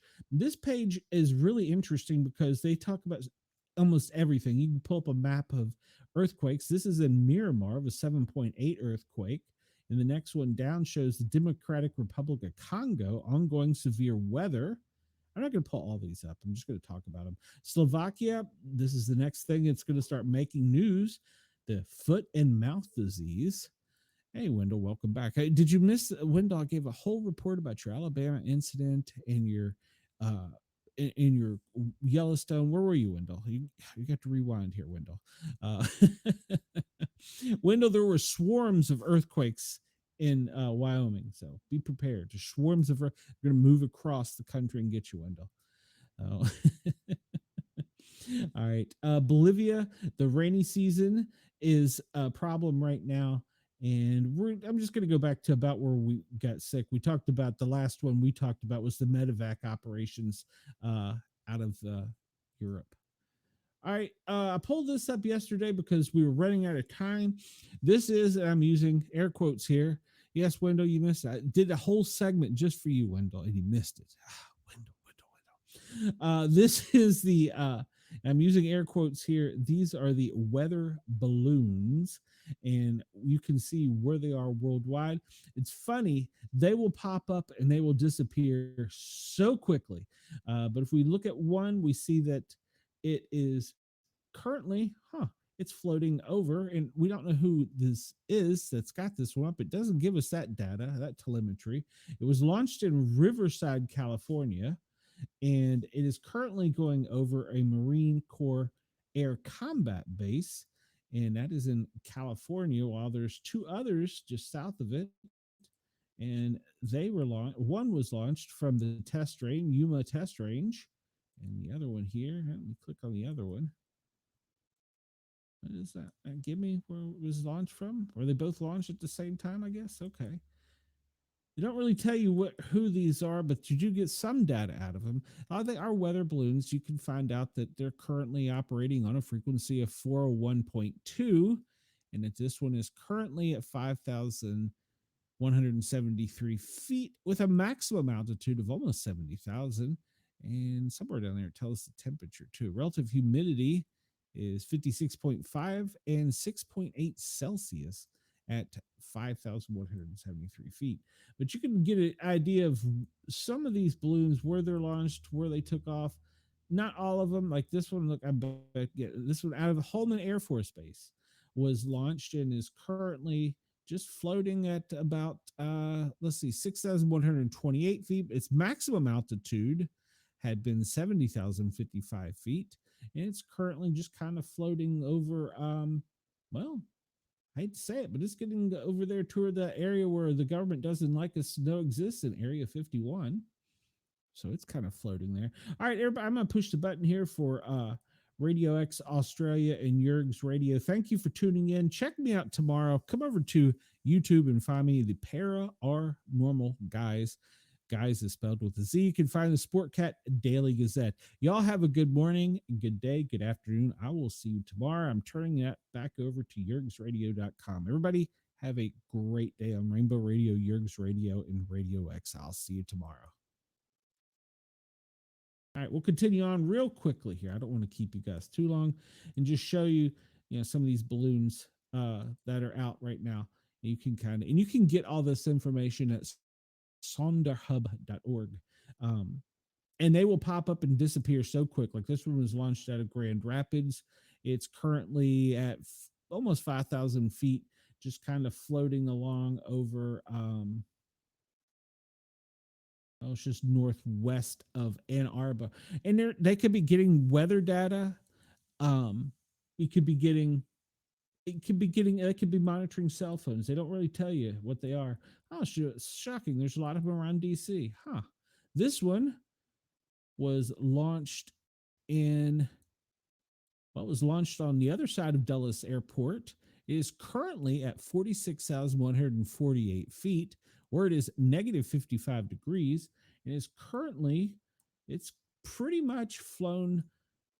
Well, it's flown the outer beltway of 495, 95, 395, pretty much across Fairfax, Alexandria, Burke, Springfield, Prince William, down around Lorton, Davidson Airfield. Surprisingly, there's a large military base right there that deals with our cyber command that balloon just floated over. And it is currently out over the Chesapeake Bay. And we have others here. Where was this one launched? This one is followed the same course, but it was launched from the northeast side of Washington, D.C. Let's see. Does it give a location of what this? What in the heck is that logo? That's a very odd logo. Some kind of church, obviously. So it was launched from a church parking lot, and it is currently floating at, wow, it is at 87,000 feet. So it's really got some data, and it flew the other side of the perimeter of Washington, D.C., and is now crossed over the Chesapeake, going into, down by Andy. And it looks like they're anticipating it will land somewhere around here. Interesting. And this is also good because we know that the wind conditions, if you remember, we looked at it, they were all going that way. This one was launched from Baltimore, and this one, where was that one launched from? Baltimore. Yeah, see, some of them, it won't give you any data. It just tells you they're there. Yeah, it won't really give you much data. Looks like that one didn't make it up off the ground. Well, okay. And where did this one go? That one is currently at 26,860 feet, and it was launched off of, look at that. It was launched out of Wallop Flight Facility, and it went up and over it, and is now floating out over the Atlantic with a maximum altitude for it.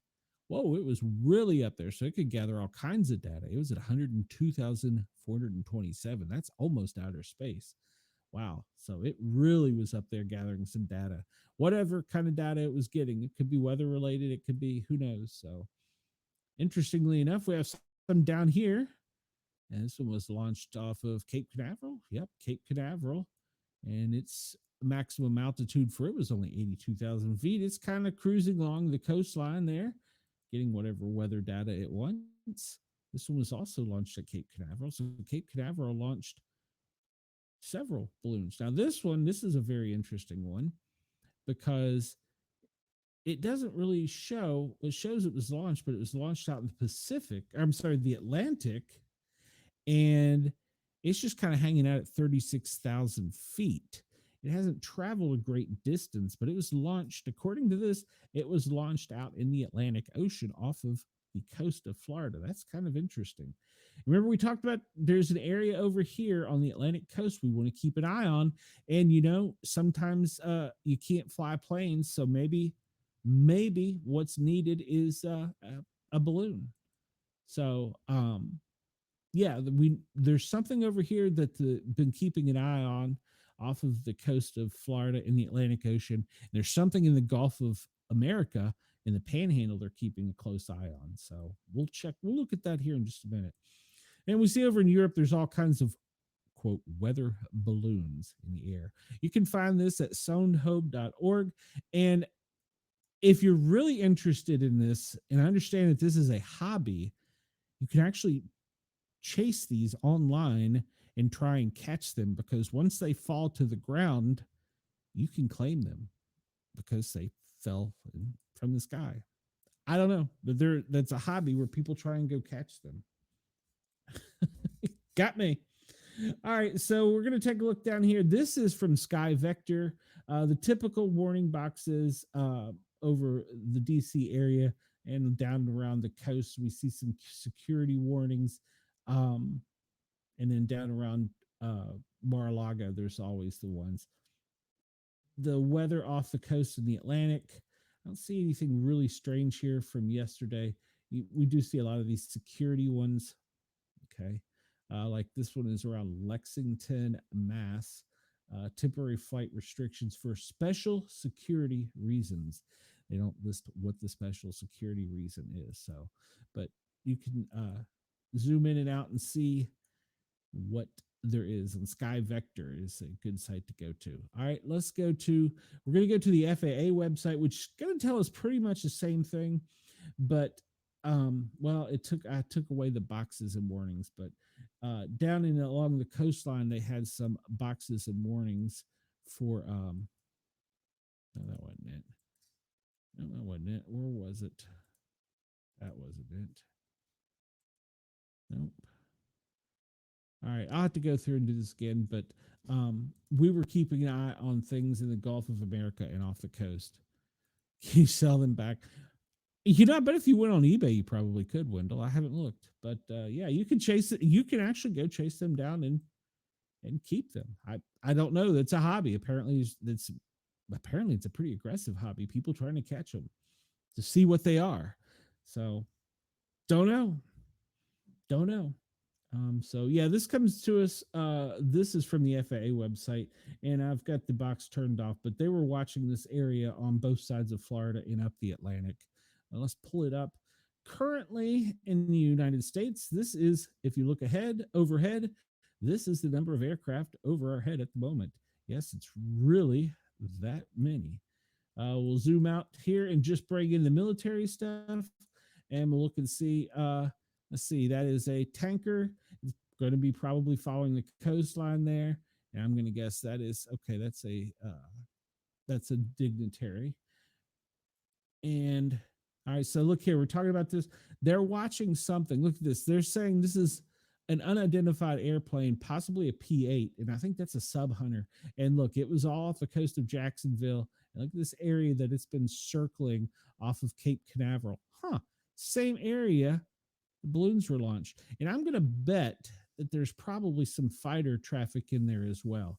And like I said, a plane may not be able to go into international waters and observe things, but that balloon sure could. And remember, we had how many balloons take off from Cape Canaveral, including one that took off from somewhere out here? So there you go.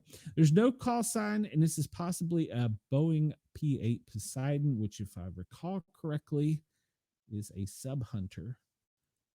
So this one, also, it was a sub hunter. I'm going to guess that this one has probably been launched and is probably going to be in formation behind that one when it runs out of, well, we'll say runs out of fuel, but needs to go refuel. So interesting, some of the things you find here. Look at this. We have a C560. Huh. Where'd it go to? Huh. Disappeared. What's down around there? Oh, let's see if it goes around this corner. Isn't this the part of Cuba where the Guantanamo Bay is? Isn't that where that is? So maybe some kind of military official down there. They just disappeared off radar and appeared on radar mysteriously. Happens like that sometimes. Let's see. The R135 Joint Command. Oh, Lord. There's probably going to be somebody on YouTube saying the doomsday plane is up. Everybody prepare for death. C-17. We have the T-38s off the coast training. There's always a lot of activity around Washington. There's a tanker. All right, so okay, look here. Tanker's been flying in a circle out here. We know that a tanker can support about 30 jets. So he's kind of circling off of the DC Chesapeake coast and out into the Atlantic. Then what do we have here? That's a KC-46 Pegasus. He's kind of patrolling up and down the coast too. So if you look and see, you kind of get a feel of what they're doing. And we do it daily, and we just kind of skim around and see what we can see. We know around the border right now there really a lot of activity because we're setting up that demilitarized zone. So keep an eye on that. Nope, there was no fire. A lot of times when you see the helicopters, that is just training, especially down around the Panhandle where there's Elgin Air Force. You get over in Pensacola, they have an naval air base, and Mobile has a base as well. So you see a lot of helicopter activity there. But this just gives you an idea. This is currently military operations, military flights that are what we call squawking. So yeah, and some of them you'll see they're just tankers with no call signs. You kind of have to keep an eye on it, And once again, another tanker. And look out here in Hawaii, you have Blackhawks operating. So just keep an eye. It gives you an idea, and you could even go over if you're really interested in seeing what's going on in the other parts of the world, and kind of look and see what our military is. You can see if our military is moving things. There's been a lot of traffic in and out of Germany from the United States here lately into Europe. So gives you an idea of what's going on there. I don't make any prognostications, but I can tell you that when we've been watching, and now especially with the balloons, there is something out here off the coast and in the Gulf of America that they're keeping an eye on. So, and I'll pull up marine traffic, but they don't really tell you what's out here. I mean, they will tell you, but you don't know what it is. This is all the current marine. This is all the boats. We were looking at a minute ago. We were looking at all the planes. This is all the boats in the world right now moving. All the ships, not boats. You see the Panama Canal, which BlackRock has seized and taken control of, it's pretty active and busy. It's got people jammed up on both sides wanting to get in and out of it. So that's your marine travel. And I didn't pull up where the current Navy fleet was. And I'm not going to cover this one today, guys, because we've run way over in time. But this is our interactive map on crime, what's going on in the United States. You can pull this up by going to usa.live, usamap.com, and it will give you recent events that are going on around the country. It could be anything from gun crimes in Atlanta and Chicago to 2 people dead in Stockbridge in Georgia. Birmingham investigation, a homicide. You can just pull this up and it'll give you things going on in different parts of the country. We didn't get a chance to get into the New England fire map, but we can pretty much look at the map and see that there's been some considerable fires over on the East Coast and some EMS incidents. So I'm going to leave you. Wendell wants to, do they have cars? Does what have cars, Wendell? Do the people who are trying to get them? I would assume they would. I mean, I'm going to guess they would. I don't know the answer to that, Wendell. I would assume that, you'd probably chase it along the roadway and try and catch it, but you would have to trespass on somebody's property to get it if it landed, if it didn't land in the street or something. But But yeah, you could check it out, Wendell. It's actually a hobby. So crazy hobby. All right, so I'm going to leave everybody today. We're looking at Bitdefender, and we know that China yesterday admitted that they were attacking us. Well, apparently now Russia is attacking Russia, trying to get the Trump files. Wendell, they use that website, and they also, each one of those has a frequency, and it's listed when you pull up the balloon, and you can see what frequency it's transmitting on. You can go on Amazon and buy a little receiver that'll pick up them, simple enough. And then you just kind of listen for the signal, and you're looking at the GPS. But that, yeah, but be warned, there's going to be like 50 people trying to get each one. So it's apparently a pretty aggressive hobby. I don't get it, but hey, whatever. It's not for me. We know yesterday that China admitted they were trying to attack our infrastructure, and we still see that that's ongoing. And we read today that Russia is tracking Russia. Yeah, Window, you can track it in a car. So we see that yesterday it was more attacks. Today it looks like it's more infections. So, and USA is still getting pounded. And surprisingly enough, we got USA to USA attacks. A lot of South America on USA. So I'll leave you going out with that. That is the Bitdefender. You can go check it out for the most recent real time. No, wrong button. Real time cyber attacks. I have to go over here and do that. So, all right. Well, everybody, I hope you had a great day. Enjoyed the show. We ran over by 15 minutes. I apologize. I still didn't get to all the stories, but I'm trying to keep it moving. So, hope you guys have a great day. I will be back tomorrow, 1300 local Eastern time till 3 o'clock. And I will bring you updates on things I see. If you want, I would encourage you not only to come over here and subscribe, I would encourage you. Do they track cars? Do the balloons track cars? Is that what you're asking, Wendell? I'm assuming, Wendell, that they probably have a receiver in those balloons at high altitudes with the antennas pointing down, collecting everything from AM radio, cell phone, pager, dogs barking, uh, any data. I'm going to assume, because the government does that. It's an operation they use where they go in and they just get data. They get whatever they can get. It's like they take a snapshot of an area. So I would assume that they could track anything from a cell phone. I mean, well, heck, look at Google. Google tracks you. So, but they're looking for something a little bit different, I would say.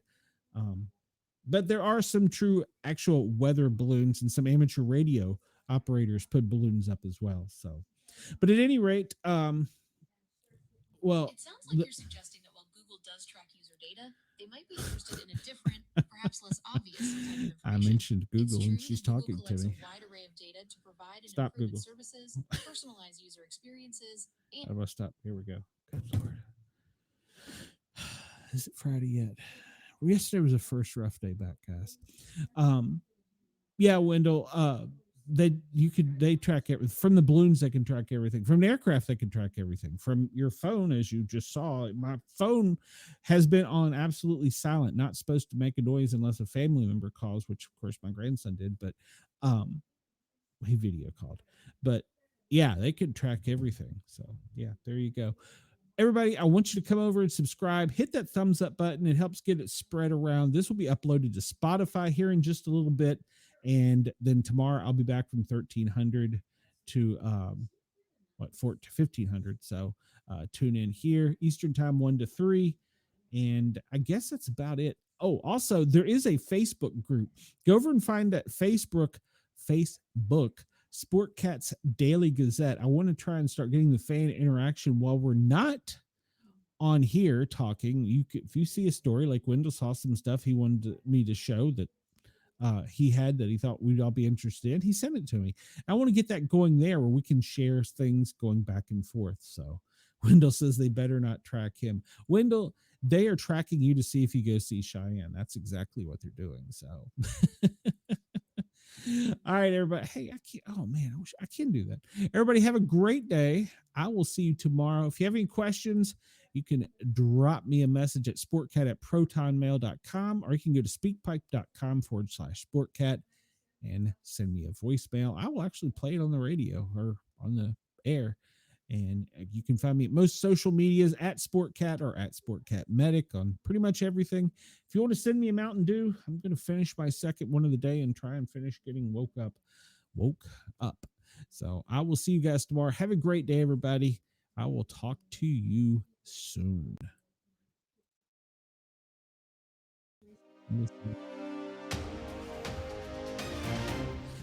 Just shoot me a message. You speak cryptic.